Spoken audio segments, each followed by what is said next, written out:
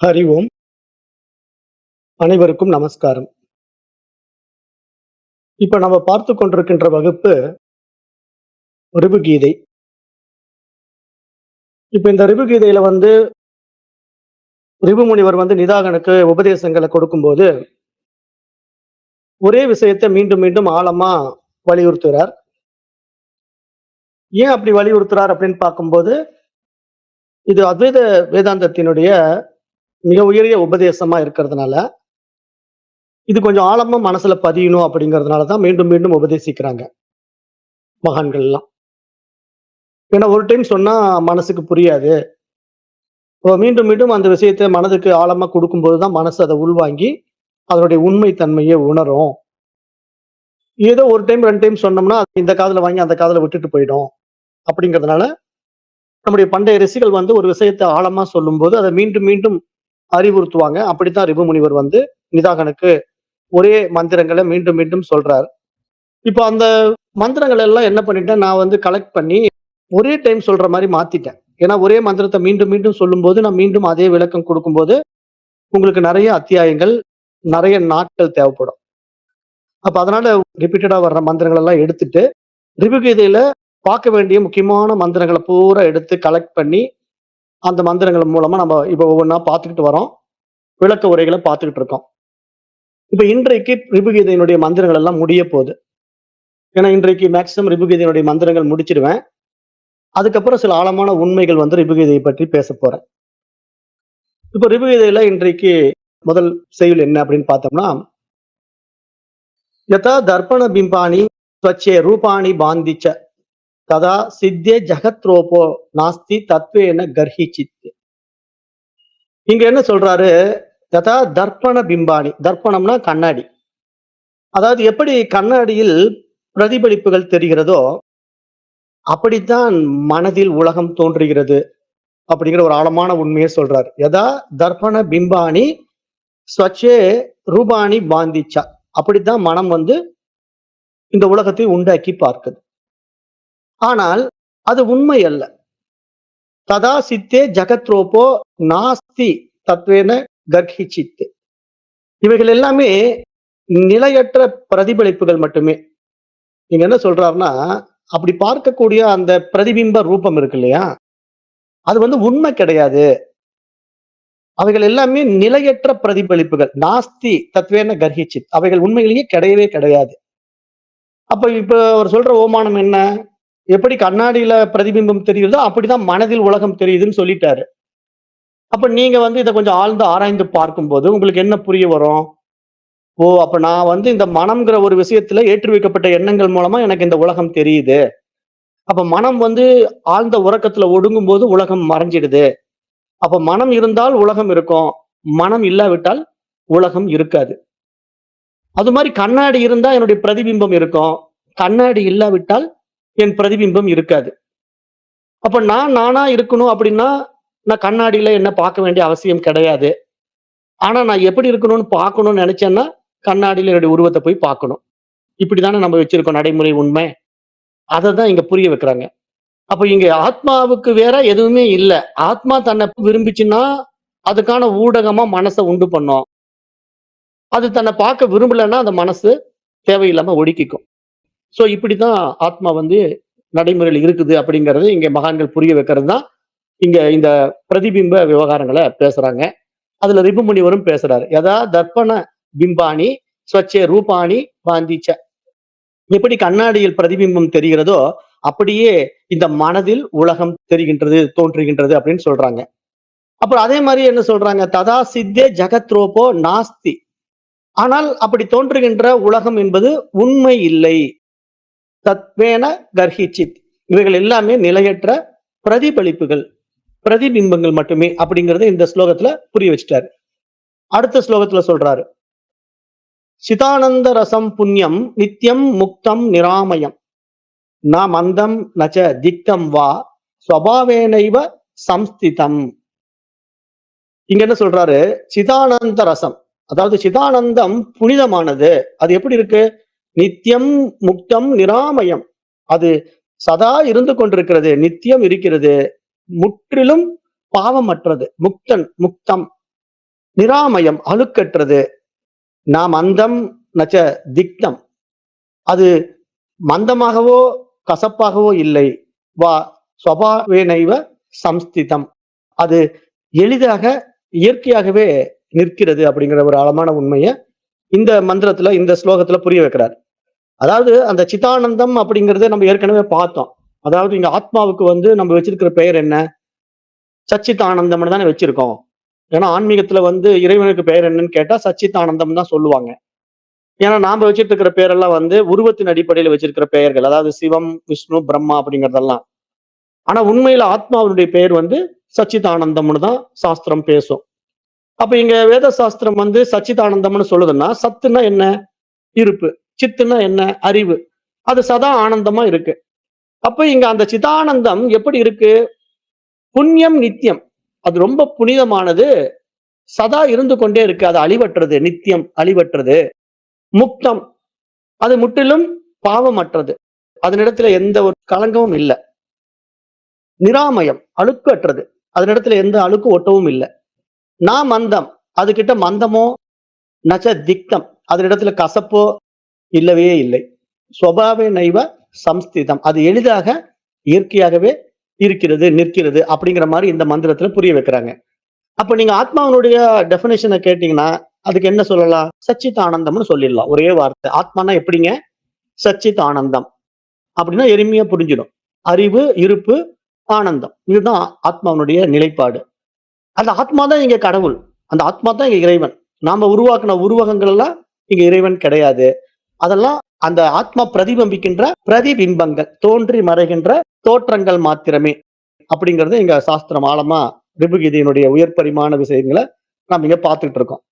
அடுத்த செயல்ல சொல்றாரு, ந விஜானம் ந விஜானம் ந சங்கல்ப ந சன்சயா நிர்விகல்பைக்கம் ஆனந்தம் தத் பிரம்ம பரமம் பதம். ந விஜானம் ந விஜானம் ந சங்கல்பக ந சன்சயா. அங்கு அறிவும் இல்லை, அறியாமையும் இல்லை, சங்கல்பமும் இல்லை, சந்தேகமும் இல்லை. நிர்விகல்பைக்கம் ஆனந்தம், நிர்விகல்பமான ஆனந்தம், தத் பிரம்ம பரமம் பதம். அந்த ஆனந்தம் ஒன்று மட்டுமே இருக்கிறது. அதுவே பரம்பொருள் அப்படின்ட்டு ஒரு ஆரமான விஷயத்தை இங்க ரிபுமுனிவர் பிதாங்கனுக்கு எடுத்து உரைக்கிறார். அதாவது இப்போ ஆத்மாவை பற்றி சொல்லணும் அப்படின்னா அங்க அது எப்படி இருக்கு அப்படின்னு நம்ம ஏதாவது விளக்கம் கொடுக்க முடியுமானா அது வார்த்தைகளால் கொடுக்கவே முடியாது. நம்ம புரியறதுக்காக உங்களுக்கு அது அறிவுன்னு சொல்றோம், ஆனந்தம்னு சொல்றோம், இருப்புன்னு சொல்றோம். ஏன்னா இப்ப உங்க மனசுல அது எப்படி இருக்குங்கிறது எப்படியாவது ஏத்தணும். அதனுடைய உண்மை நிலையை நீங்களே தான் உணரணும். வேற யாரும் அதை உணர்த்த முடியாது. அப்ப நீங்க அதனுடைய விஷயத்தை என்ன எப்படி உங்க மனசுக்குள்ள உள்வாங்குறீங்களோ அதை பொறுத்து நீங்க அதனுடைய அனுபவத்துக்கு வரப்போறீங்க. அப்ப இங்க ஆத்மாவிடத்துல இப்ப சத்து, சித்து, ஆனந்தம் அப்படின்ன உடனே நம்ம மனசு என்ன சொல்லுது? ஓ, ஆத்மானா இருப்புங்க, ஆத்மானா அறிவுங்க, ஆத்மானா ஆனந்தங்க அப்படின்னு சொல்லுது. ஆனா ரொம்ப இன்டெப்தா போயிட்டீங்கன்னா அப்படி சொல்றவன் யாருங்க? அது மனசு தானே சொல்லுது. அந்த ஆத்ம நிலையில தன்னை பற்றி தான் சொல்வதற்கு இரண்டாவது பொருள் இல்லை என்றுதான் இங்க அத்வைத வேதாந்த சாஸ்திரம் ஆழமா புரிய வைக்குது. அப்ப அந்த அடிப்படையில் இங்க என்ன சொல்றது? ஆத்மாவை பத்தி பேசும்போது, அந்த அறிவை பத்தி பேசும்போது, நான் விஜானம் நான் விஜானம் நான் சங்கல்பக நான் சம்சயகா. அங்க அறிவும் இல்ல, அறியாமையும் இல்ல, சங்கல்பமும் இல்ல, சந்தேகமும் இல்ல. அங்க எதுவுமே இல்ல. அததான் பெரும்பாலானவங்க அப்படி எதுவுமே இல்ல அப்படிங்கறத ஒரே வார்த்தையில என்ன சொல்லிட்டாங்க? சூன்யம் அப்படின்ட்டாங்க. ஆனா அப்படி சூன்யம் அப்படின்னு சொல்றவன் யாருன்னு ஒரு கேள்வி கேட்கும் போது, அப்ப அத சொல்லக்கூடிய ஒரு விஷயம் சூன்யம் என்று ஒருத்தர் சொல்றான், அல்லது இருக்குன்னு ஒருத்தர் சொல்றான், அல்லது ஒருத்தர் இல்லைன்னு சொல்றான் அப்படின்னா, அப்ப அதை பற்றி சொல்வதற்கான ஒரு விஷயம் அங்க அவனிடத்துல உண்டாகி இருக்குல்ல. அதை உண்டாக்குனது யார் அப்படின்னு ஒரு கேள்வி கேட்பா, அதுவே தான் உண்டாக்கும், அதுவே தான் அனுபவிக்கும், அதுவே தான் அழிக்கும். அப்ப அதுக்கு வேற இங்க எதுவுமே இல்ல. ஆனா அது விரும்பினா அது மாதிரி செய்யும், விரும்பாவிட்டா அது தன்னில் தானாய் தன்மயமாய் தனித்துவமாய் இருக்கும். அப்ப அப்படிப்பட்ட அந்த ஆத்மாவானது தன்னை பார்க்க விரும்புதுன்னு வச்சுக்கோங்களேன். தன்னையே பார்க்க விரும்புதுன்னு முடிவு பண்ணிடுச்சுன்னா அது என்ன பண்ணுது? உடலையும் மனதையும் உண்டாக்கி அந்த ஊடகத்தின் வழியா தன்னை பார்க்குது இல்லையா? அப்படி பார்க்கும்போது தன்னுடைய இருப்பைத்தான் அனுபவமாக்கி ஆனந்தம் அடையும். ஆனா அது தன்னுடைய இருப்பு தான், தன்னுடைய சுயம் தான் அப்படின்னு அதை அனுபவம் ஆக்கணும்னா அதுக்கு வேறாக ஒன்று படைக்கப்பட்டதான் ஆக்க முடியும். இப்ப நான் என்ன அனுபவம் ஆக்கணும்னா எனக்கு வேறாக ஒரு கண்ணாடி படைக்கப்பட்டாதான் நான் அந்த கண்ணாடி முன்னாடியில போய் ஓ, நான் இப்படி இருக்கிறேனா அப்படின்னு நான் என்ன பார்க்க முடியும். அது மாதிரி ஆத்மாவும் தன்னையே அனுபவமாக்க விரும்பினா தனக்கு வேறாக இன்னொன்னு உண்டாக்கி அதுலயே தன்னை பார்த்து அனுபவமாக்கும். ஆனா அப்படி உண்டாக்கப்பட்டது ஆத்மாவுக்கு வேறாக இல்ல. அது ஆத்மாவினிடத்திலேயே இருக்கு. இப்ப நம்ம கிட்ட இருக்கிற குழப்பம் என்ன அப்படின்னா, இப்ப நான் கண்ணாடிய உருவாக்குறேன் அப்படின்னு நீங்க சொல்றீங்க. நான் கண்ணாடிய உருவாக்கும்போது அந்த கண்ணாடி எனக்கு வேறா தானங்க இருக்கு. அப்புறம் நான் அந்த கண்ணாடியில போய் நின்னு பார்க்கும்போது அந்த உருவமும் பிரதிபிம்பிக்குது. ஆனாலும் அது எனக்கு வேறா தானங்க இருக்கு. அப்ப நான் இந்த பக்கம் இருக்கேன், அந்த பக்கம் கண்ணாடியில என்னுடைய உருவம் ஒண்ணு தெரியுது. அப்ப 2 விஷயங்கள் அங்க தெரிஞ்சாலும், அது பொய்யான தோற்றமாவே கூட இருக்கட்டுமே. ஆனா அது எனக்கு வேறாகத்தானே இருக்கு. நான் தனியா தானே இந்த பக்கம் இருக்கிறேன். அப்ப அது மாரி நீங்க சொல்ல வர்றத பார்த்தா ஆத்மாவுக்கு வேறாக மனசு இருக்கா? ஆத்மாவுக்கு வேற ஏதாவது இருக்குமா? அப்படின்னு பார்த்தா, அதுதான் நீங்க இங்க புரிஞ்சுக்கணும். அதுக்கு தான் நம்ம வேதாந்த சாஸ்திரம் ஆழமான விளக்கம் கொடுக்கும். அதாவது புறத்திலிருந்து எந்த பொருள்களையும் எடுக்காம தன்னிடத்திலேயே எப்படி ஒரு சிலந்தி பூச்சியானது வலையை பின்னுகிறதோ, தன்னிடத்தில் இருக்கின்ற உமிழ்நீரை வைத்து வலையை பின்னுகிறதோ, அது வெளியிருந்து எந்த புறப்பொருளையும் பெறவே இல்ல. அது மாரி இங்க இந்த ஆத்மா, இந்த பிரம்மம் என்ன பண்ணுதுன்னா, தன்னிடத்திலேயே அந்த மனத உருவாக்கி ஊடகமா தன்னை பாக்குது. அது தனக்கு வேறாக மனத உண்டாக்கவே இல்ல. அதனால தான் ஒரு எக்ஸ்ட்ரீம் லெவல்ல நீங்க போயிட்டீங்கன்னா, மைண்ட் அப்படியே கான்ஷியஸ்னஸா மாறும் அப்படின்னு நான் சொல்லிட்டே இருக்கிறேன். நீங்க மைண்டுன்னு ஏதோ இருக்குதுன்னு நீங்க நெனச்சுக்கிட்டு இருக்கீங்க. ஆனா அப்படி மைண்டுங்கிறது ஒண்ணு இல்ல. அந்த ஆத்மா இருக்கிறதுனால இருக்குது. ஆனா அந்த மைண்டையே நீங்க இன்டெப்த்தா கொண்டு போயிட்டீங்கன்னா, உங்களுக்கு தேவையான மாரி மைண்ட டியூன் பண்ணிட்டீங்க அப்படின்னா, அடுத்த வினாடி அந்த மைண்ட் அப்படியே கான்ஷியஸ்னஸா மாறிடும். அப்ப அங்க 2வதா பொருள் இல்ல. இப்போ அத தெரிஞ்சுக்கிறதுக்கு முன்னாடி தான் நமக்கு வந்து 2வதா ஒரு பொருள் இருக்கு. அதுதான் மனசுங்க. அப்புறம் அது உடம்புங்க. அப்ப இங்க மனசு, உடம்பு வந்து ஆத்மா உண்டாக்கிடுச்சுங்க. அப்ப அது உண்டாக்கி அது வழியா ஏதோ தேடிக்கிட்டு இருக்குங்க. அப்புறம் அது பல்வேறு பரிமாணங்கள வேற பயணம் பண்ணுதுங்க. அது என்னமோ ஒரு அறிவு தாவரத்துல தன்னை பார்க்க தொடங்கி, அது ஒரு அறிவுல கண்டுபிடிக்க முடியாம, அப்ப 2 அறிவுல புழு பூச்சிகளா மாறி அதுலயும் கண்டுபிடிக்க முடியாம, அப்படியே பரிணாம வளர்ச்சியில கடைசியா மனிதனா வந்து, தன்னை அதுல பார்த்து ஆனந்தம் அடைஞ்சிடுச்சுங்க. அப்படின்னு நம்ம சொல்றதெல்லாம் எதுக்குன்னா, இப்ப நம்முடைய மனது வந்து இவ்வளவு பரிமாணங்கள கடந்து வந்தா மட்டும் தான், அந்த ஆத்ம அனுபவம் உண்டாகுங்கிறத புரிய வைக்கிறதுக்காக இந்த விளக்கங்கள நம்ம குடுத்துக்கிட்டே இருக்கிறோம். ஆனா, அப்படி உண்டாக்கப்பட்டது எல்லாம் எதுலுக்குள்ள இருக்கு? இதே மைண்டுக்குள்ள தான் இருக்கு. இந்த மனதுக்கு வேற இங்க எதுவுமே படைக்கப்பட முடியாது. நீங்க தாவரம்னு சொன்னாலும் அது உங்க மனசுக்குள்ள தான் இருக்கு. அந்த தாவரங்கள்லயே நீங்க இது வந்து ரோஜா தாவரம், இது வந்து மல்லிகை தாவரம், இது வந்து பீன்ஸு, இது வந்து கத்தரி அப்படின்னு நீங்க பல பெயர்கள் வேணா வச்சுக்கங்க. பல ரூபங்கள வேணா உண்டு பண்ணிக்கங்க. ஆனா எல்லாம் எதுக்குள்ள இருக்குங்க? தாவரங்களுக்கு 1000 1000 பெயர் வச்சுக்கங்க. ஏன்னா தாவரங்கள்ல நெறைய வெரைட்டீஸ் இருக்கு. அத்தன வெரைட்டீஸ்க்கும் நீங்க ஒரு பேரு, ஒரு உருவம் வச்சுக்கிட்டாலும், அது எல்லாமே யாருக்குள்ள இருக்குங்க? எல்லாம் உங்களுக்குள்ளயே தான் இருக்கு. ஏன்னா உங்க மனசு தான் இத கத்திரிக்காய் செடி, இது வெண்டைக்காய் செடி, இது மல்லிகை பூச்செடி, இது வந்து ரோஜா பூச்செடின்னு சொல்லுது. அப்ப தாவரங்கள்லயே இத்தன வெரைட்டீஸ பிரிச்சு பார்க்கக்கூடிய விவகாரம் எங்க நடக்குது? உங்க மைண்டுக்குள்ளேயே தான் நடக்கும். உங்க மனதுக்கு வேற வெளியே இருக்கவே இருக்காது அது. அப்ப இப்படிதான் எண்ணங்களுக்குள்ளேயே உங்களுக்கு இந்த உலகம் படைக்கப்படுது. அது தாவரங்கள்ல படைக்கப்பட்டு, அப்புறம் புழு பூச்சிகளாக மாற்றப்பட்டு, அப்புறம் அது ஊர்வன, பரப்பன, மிருகங்கள், மனிதன் அப்படின்னு பரிணாம வளர்ச்சி மேல வந்தாலும், இந்த உடல்களும், மனமும் உயர் பரிமாண நிலைய புரிந்து கொள்வதற்கான ஒரு தகுதிய வந்து இந்த மனித உடல் பெற்றிருக்குது அப்படிங்கிறத நம்ம பார்க்கும்போது, இது ஒரு அரிதான உடல். மனிதனாக பிறப்பது மிக மிக கஷ்டம். அரிதரிது மானிடராய் பிறத்தல் அரிது அப்படிங்கிறதையும் மகான்கள் சொல்லி, அப்படி வந்த இந்த உடம்ப வச்சு நாம இப்படி விசாரணை பண்ணி விவேகத்தால விழிச்சுக்கிட்டா, இங்க நான்ங்கிற ஒரு விஷயம் வந்து இந்த மனித உடல்ல அறியப்படும் போதுதான் இத்தனையும் அறிய முடிகிறது. இல்லன்னா இத்தனையும் மறைஞ்சு போயிடும். ஒண்ணுமே இருக்காது. அப்ப எவ்வளவு பெரிய ஒரு விஷயத்த இந்த மனசு உருவாக்கி அனுபவத்துல கொண்டு வந்து ஆனந்தம் அடையுது, துக்கம் அடையுது. ஏன்னா இப்ப இந்த மனசு தான் போய் சினிமா தியேட்டர்ல படம் பாக்குது. அந்த படத்துல நல்ல சீன் வரும்போது சந்தோஷம் அடையுது, கெட்ட சீன் வரும்போது சங்கடம் அடையுது. அப்ப இங்க நல்லது, கெட்டதுங்கிறத மனம் எப்படி பாக்குது? அத திரைப்படத்துல பார்த்து சந்தோஷத்தையும், சங்கடத்தையும் அடையிற மாரியே, இங்க உலகத்திலயும் அப்படி ஒரு சந்தர்ப்பத்த உண்டு பண்ணி, அதன் மூலமா சங்கடத்தையும், சந்தோஷத்தையும் அடையுது. ஆனா இதெல்லாம் மனதுனால ஏற்றி வைக்கப்பட்ட எண்ணங்கள் தான். அப்ப இந்த மனம் வந்து இரவுல தூங்கும்போது ஆனந்தமா இருக்கு. ஏன்னா, அப்ப இங்க சந்தோஷமும் இல்ல, சங்கடமும் இல்லைங்க. ஏன்னா நாம வந்து மனச விட்டுட்டோம். நம்முடைய ரியாலிட்டிக்குள்ள போயிட்டோம். அறிவு நிலையில போயாச்சு. ஆனா, அங்க அறிவு அறிய முடியாம இருக்கிறோம். ஏன்னா, அந்த இடத்துல மனசு ஒடுங்கி போயிட்டதுனால, நம்முடைய சுயம் வெளிப்படாம அப்படியே ஒடுங்கி போயிடுது. அப்ப நான் யார்? இந்த உலகம் எப்படிப்பட்டது? இறைவன் யார்? அப்படிங்கிறத அங்கேயும் தெரிஞ்சுக்க முடியல. கனவு நிலையிலும் தெரிஞ்சுக்க முடியல. அப்ப நனவு நிலையில நம்ம தெரிஞ்சுக்கிறதுக்கான சந்தர்ப்பம் என்ன அப்படின்னா, இது மாரி விசாரணைகள மேற்கொண்டு நம்ம தெரியும்போது, இங்க மகான்கள் என்ன சொல்றாங்கன்னா, ஒரு எக்ஸ்ட்ரீம் லெவல்ல சொல்றாங்க. அப்படி சொல்லும்போது என்ன சொல்ட்டாங்கன்னா, அப்படி அறியக்கூடிய அறிவாக அந்த ஒண்ணு மட்டுமே இருக்கிறதுனால, அது அறிவுன்னு சொல்ல முடியாது, அறியாமை என்று சொல்ல முடியாது. அதனிடத்திலே சங்கல்பமும் இல்ல, சந்தேகமும் இல்ல. நிர்விகல்பமான ஆனந்தமயமாக இருக்கு. அதனிடத்திலே எந்த விகல்பமும் கிடையாது. அதுதான் பரம்பொருள். தத் பிரம்ம பரமம் பதம் அப்படின்னு சொல்லிட்டாரு. அடுத்த மந்திரத்துல சொல்றாரு, ஸ்லோகத்துல, ந தியானம், ந ஜபோ, நாபி ந யாதிஹி, நச்ச விரதம், அக்ருத்ரிமம் பரம் பிரம்மா ததேவஹி சதா அகம். இங்க என்ன சொல்றாருன்னா, அருமையான மந்திரம் இது. நா தியானம், நா ஜபோ. இங்க வந்து தியானமும் கிடையாது, ஜபமும் கிடையாது. நாபி ந யாதிஹி, யாத்திரையும் இல்லை. நச்ச விரதம், விரதமும் இல்லை. அக்ருத்திமம் பரம் பிரம்ம ததேவ ஹி சதா அகம். ஏனெனில் நான் எப்போதும் பாவனையற்ற இயற்கையான பரம்பொருள் தான்.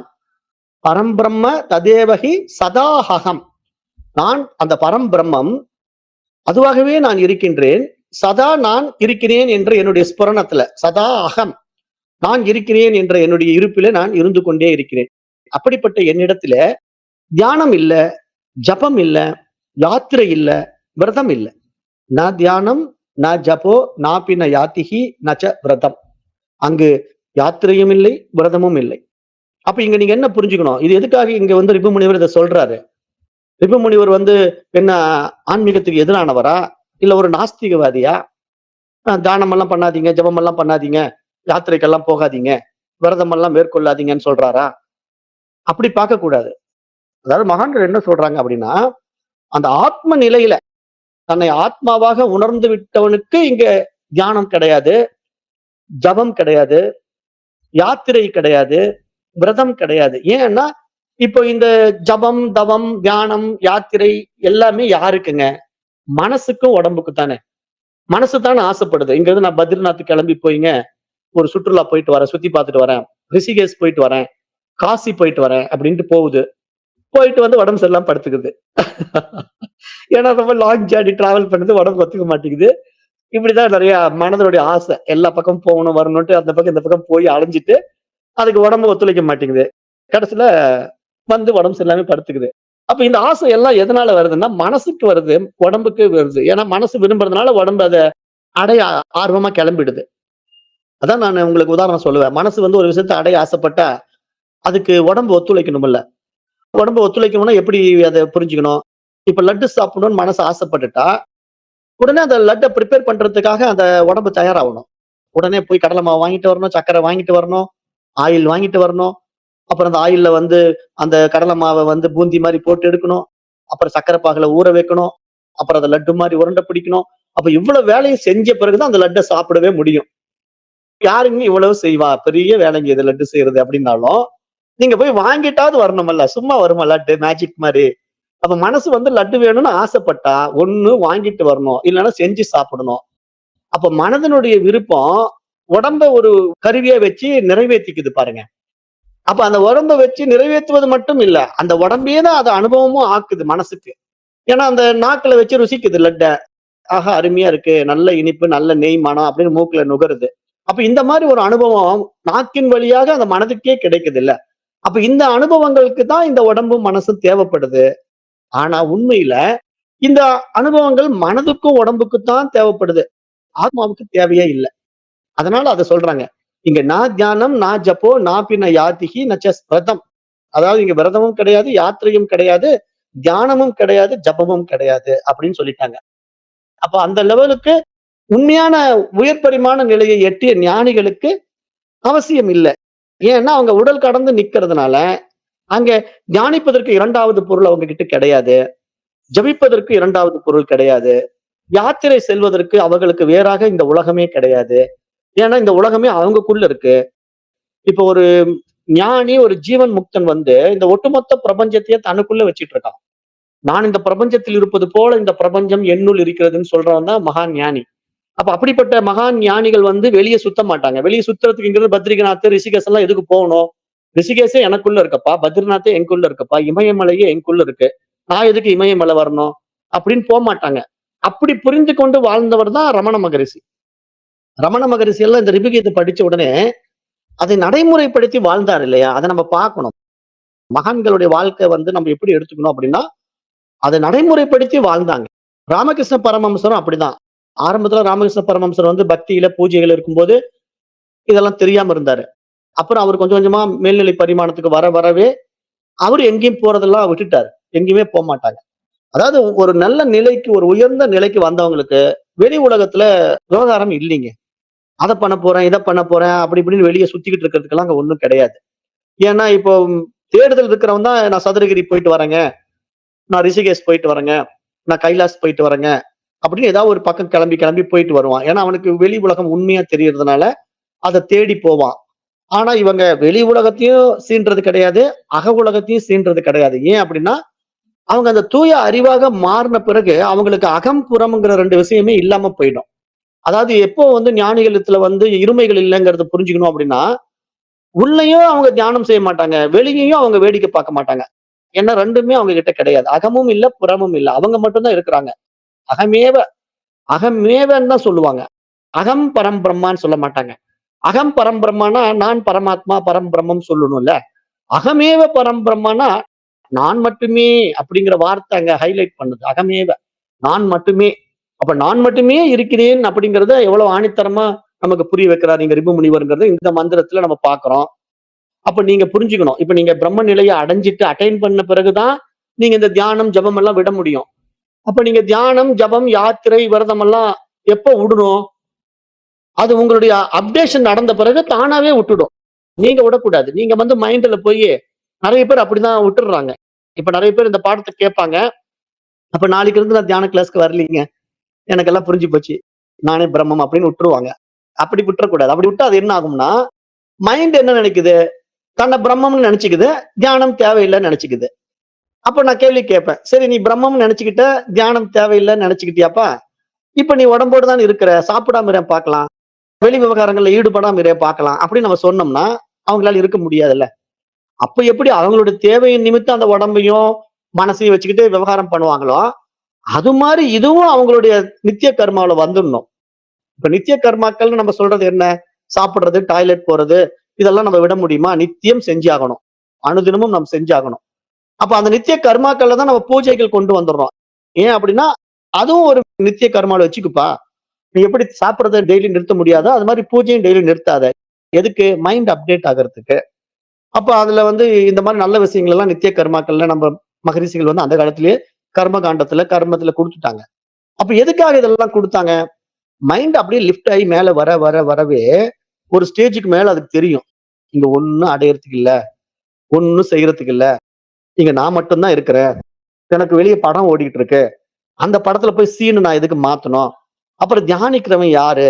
தியானிக்கப்படும் பொருள் என்ன? அப்ப ஜபிக்கிறதுக்கு என்ன இருக்கு? அப்ப ஜபம் செய்பவன் எவன்? அப்படின்னு 1000 1000 கேள்விகள் உள்ள இருந்து எழுந்து எழுந்து எழுந்து மனசு என்ன பண்ணும்னா, எல்லாத்தையும் விட்டுடும். அப்ப எல்லாத்தையும் விட வேண்டிய நிலை தானாவே உருவாகி, அந்த நிலையில அவங்க எல்லாத்தையும் விட வேண்டிய ஒரு நிலை வரும்போது, அவங்க அந்த ஆனந்த நிலையில, அந்த சச்சிதானந்த ஸ்வரூபத்துல நின்னுடுவாங்க. ஆனா இவங்க தானா அப்படி நானு தெரிஞ்சுக்கிட்டேன், புரிஞ்சுக்கிட்டேன்னு சொல்லி விட போனாங்கன்னா, அவங்க உண்மையான அந்த நல்ல பாதைய விட்டுடுவாங்க. கெட்ட பாதைக்குள்ள போயிடுவாங்க. அதுதான் நம்ம மைண்டினுடைய விளையாட்டு. நம்ம மனசு அதானே சொல்லுவோம். எதையாவது ஒண்ணு பிடிக்கும். சரி நம்ம இந்த மாரி விஷயத்த விட்டுடலாம் அப்படின்னு நம்ம தான் அடைஞ்சிட்டோமே, அட்டைன் பண்ணிட்டோம். நமக்கு நம்ம பிரம்மம் ஆயிட்டோம் அப்படின்னு நினைச்சுக்கிட்டு இத விட்டுட்டு, சும்மா இருக்கிறேன்னு சொல்லிக்கிட்டு கொஞ்ச நாள் உட்கார்ந்திருப்பாங்க. அப்புறம் பார்த்தீங்கன்னா, வேற விவகாரத்துல போயி இருந்த இடமே தெரியாம போயிடுவாங்க. நெறைய பேர் இப்படிலாம் இருக்காங்க. அப்ப அது மாரி நீங்க புரிஞ்சுக்கணும். புரிஞ்சுகிட்டு இங்க வந்து சரியா பயணம் பண்ணணும். அப்ப இங்க வந்து ரிபுமுனிவர் என்ன சொல்றாரு? இப்ப ரிபுமுனிவருடைய இந்த சப்ஜெக்ட் எல்லாம் வந்து ரொம்ப ஹை லெவல் சப்ஜெக்ட். இது தன்னை பிரம்மமாக உணர்ந்த ஞானிகளுக்கு உண்டான விஷயத்த பேசிட்டு இருக்காரு. அப்ப இந்த லெவலுக்கு நீங்க அப்டேட் ஆகணுங்கிறத அவர் முன்னாடியே சொல்லிடுறாரு. நீங்க அத புரிஞ்சுகிட்டு நடைமுறைக்கு வரணும். அதத்தான் இந்த பாடம் சொல்லி குடுத்துட்டு இருக்கு. நீங்க ஏதோ கதை கேட்கிற மாரி கேட்டு போயிடக்கூடாது. இதையெல்லாம் கேட்டுட்டு, அந்த லெவலுக்கு நானும் வரணும் அப்படின்னு நீங்க அத நோக்கி பயணம் பண்ணணும். அப்பதான் அந்த நிலைய அடைய முடியும். அடுத்த ஸ்லோகத்துல சொல்றாரு. "நா குரு ந ச சிஷ்யதி நா சிக்ஷா ந ச சீலனம் ந ஞாதா ந ச நேயம் தத் பிரம்மைக்கம் பரமார்த்ததः." இது ஒரு அருமையான ஸ்லோகம். இங்க என்ன சொல்றாரு? "நா குரு ந சிஷ்யதி." இங்க குருவும் இல்ல, சிஷ்யனும் இல்ல. நா சிக்ஷா ந ச சீலனம். இங்கு பாடமும் இல்ல, பயிற்சியும் இல்ல. ந ஞாதா ந ச நேயம். இங்கு அறிபவனும் இல்ல, அறியப்பட வேண்டியதும் இல்ல. அப்ப என்னப்பா இருக்கு? தத் பிரம்மைக்கம் பரமார்த்ததா. அந்த ஒரே ஒரு பரம்பொருள் மட்டும் தான் இருக்கிறது. எவ்வளவு ஒரு ஹைலைட் பாயிண்ட் பாருங்களேன். இப்ப நம்ம ஃபர்ஸ்ட் கொஞ்ச நேரத்துக்கு முன்னாடி என்ன சொன்னாரு? தியானமும் இல்ல, ஜபமும் இல்ல, யாத்திரையும் இல்ல, விரதமும் இல்லன்ட்டாரு. அப்ப இதையெல்லாம் கேட்ட உடனே நெறைய பேரு சரி எனக்கு தியானம் கிடையாது, ஜபம் கிடையாதுன்னு விட்டுர்றாங்க. அதே மாரி நா குரு, நா சிஷ்யா, நா சிக்ஷா, நா சசீலனம். நா ஞாத்தா, நச்ச நேயம். இங்க குருவும் இல்ல, சிஷ்யனும் இல்ல, பாடமும் இல்ல, பயிற்சியும் இல்ல, அறிபவனும் இல்ல, அறியப்பட வேண்டியதும் இல்லன்னு சொன்ன உடனே, நெறைய பேர் அப்படியா? அப்ப நானே குரு அப்படின்னு சொல்லிட்டு குருவை விட்டுடுவாங்க. அப்புறம் நானே சிஷ்யன் இல்லைல்ல, நான் சிஷ்யனும் கிடையாது அப்படின்னு முடிவு பண்ணிடுவாங்க. அப்ப இது மாரி தப்பா புரிஞ்சுக்க கூடாது. இப்ப இங்க சொல்ல வர்ற பாயிண்ட் என்ன அப்படின்னா, அந்த ஆத்மாவினிடத்தில இந்த பேதமைகள் இல்ல. அது தன்னில் தானாய், தன்மயமாய், தனித்துவமாய் இருக்கக்கூடிய அந்த உயர் பரிமாண நிலையில, அதனிடத்துல எங்க குரு இருக்குது? குருவும் கிடையாது. அதனிடத்துல எங்க சிஷ்யன் இருக்கு? சிஷ்யனும் கிடையாது. அது ஏதாவது படிக்க வேண்டியது இருக்கா? பாடமும் கிடையாது. அது ஏதாவது பயிற்சி செய்ய வேண்டியது இருக்கா? பயிற்சியும் கிடையாது. அது எதையாவது அறிய வேண்டியது இருக்கா? அறிபவனும் கிடையாது. அது அறியப்படுவதற்கு அதற்கு வேறாக இன்னொன்னு இருக்கா? அறியப்பட வேண்டியதும் கிடையாது. அப்ப எதுதாங்க இருக்கு? தத் பிரம்மைக்க பரமார்த்ததः. அது மட்டுமே இருக்கிறது. அந்த ஒரே பரம்பொருள் மட்டுமே இருக்கிறது. அப்படிங்கிற ஒரு உயர் பரிமாண விஷயத்த பேசிக்கிட்டு இருக்காரு இங்க ரிபுமுனிவர். ரிபுமுனிவர் பேசுறதெல்லாம் ரொம்ப எக்ஸ்ட்ரீம் லெவல். அப்ப அந்த லெவல்ல நம்ம போய் நிக்கிறோம்னு வச்சுக்கங்களேன், அந்த நிலை நம்ம ஒரு டைம் அட்டைன் பண்ணிட்டோம்னு வச்சுக்கங்க. அதாவது இங்க உலகத்துல வந்து இந்த உலகம் உண்மை இல்ல. இது என் மீது ஏற்றி வைக்கப்பட்டிருக்கிறதுன்னு ஒருத்தனுக்கு புரிஞ்ச மறு வினாடி, அப்படியே தன்னுடைய சுய அனுபவத்துல நின்னுடுவான் பாருங்க. அவனுக்கு இங்க உலகத்துல தெரிஞ்சுக்கிறதுக்கோ, தெரிவிக்கிறதுக்கோ ஒண்ணுமே கிடையாது. தன்னில் தானாய், தன்மயமாய், தனித்துவாய், சுயம் பிரகாச அறிவாய் பிரகாசித்துக் கொண்டிருப்பான். அப்படி பிரகாசித்துக் கொண்டிருக்கிற அவனுடைய அந்த உணர்வு மையத்த யாரும் தெரிஞ்சுக்கவே முடியாது. அவன் மட்டும் தான் இருப்பான். அதனால அவனுக்கு வேற அங்க எதுவுமே கிடையாது. அவன் வந்து யார்கிட்டயும் சொல்லவும் முடியாது. நான் இப்படி இருக்கிறேன், அப்படி இருக்கிறேன், நான் இந்த நிலைய அடைஞ்சுட்டேன், நான் அட்டைன் பண்ணிட்டேன், அப்படி இப்படின்னு எதுவுமே சொல்ல முடியாது. ஏன்னா அங்க சொல்றதுக்கு 2வது ஒரு விஷயம் கிடையவே கிடையாது. அப்ப அந்த நிலையில இருக்கக்கூடிய ஞானிகள் வந்து எப்படி இருப்பாங்க? அப்படின்னு ஒரு கேள்வி நமக்கு வருது இல்லையா? நமக்கு நெறைய பேருக்கு வரும். ஏன்னா எல்லாருக்குமே அது வரணும்ல்ல. அப்ப நீங்க சொல்றத பார்த்தா அந்த உயர் பரிமாண அறிவு நிலைய, பிரம்ம நிலைய அடைஞ்ச பிறகு அவருக்கு குருவும் இல்ல, சிஷ்யனும் இல்ல, பாடமும் இல்ல, பயிற்சியும் இல்ல, அறிபவனும் இல்ல, அறியப்படுவதும் இல்லன்ட்டீங்க. அப்புறம் என்ன சொல்ட்டீங்க? தியானமும் இல்ல, ஜபமும் இல்ல, யாத்திரையும் இல்ல, விரதமும் இல்லன்ட்டீங்க. அப்ப இப்படிப்பட்ட ஞானிகள் எப்படிங்க இருக்கிறாங்க?